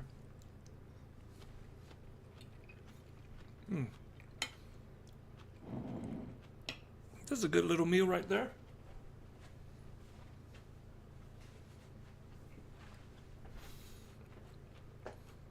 Well, yes, it was kind of out of the blue, but it was a lot of fun. Good to see everybody again. I really didn't think I would be streaming today, but I thank all of you guys for tuning in and hanging out. Making vegan risotto tomorrow with mushrooms and parm. Oh, nice. Mushroom risottos are always good. But yeah, I think we'll see about next week if we do it again. It was a lot of fun. It's food and drink sure has changed a little bit here. It's changed a little bit, but that's all right.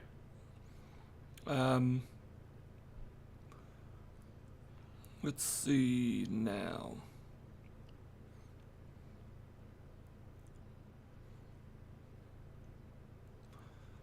Okay, I see this person. We can go and hang out with this person. Pass it to... You know what? Let's do what we used to do. And find somebody who could use a little bump.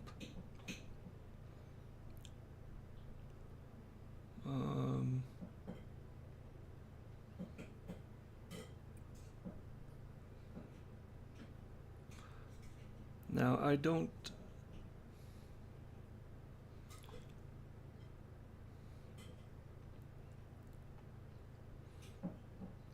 Okay, hold, folks.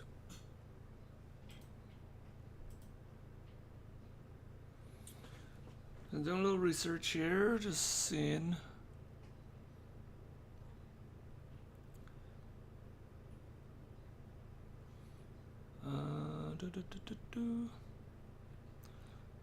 Alright, well, we're gonna jump into this stream and,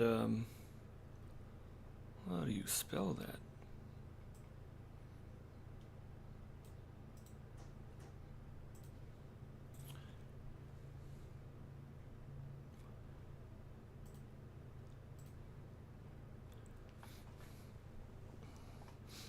Okay, alright. Yeah, so we'll see about next Monday. If not, Discord is always there, and you guys can always reach out there. Post your pictures of what you guys are making. Love seeing it. We'll catch you back again, hopefully next Monday. If not, have a great week. Take care. Stay blessed. God loves you. And we'll see you again. Always remember that kitchen confidence. I forgot to start my whole raid thing. Hold on. Wait. Hold that thought. We're going to go and raid this person. I don't know who it is. But let's give them help with some views. But yeah. You guys have a great week. We'll see you again, hopefully. If not, the Discord is there. Post your pictures. We can have fun, goofy conversations in the Discord, as always. And we'll see you again. But take care. Stay blessed. God loves you. And always remember that kitchen confidence starts with you.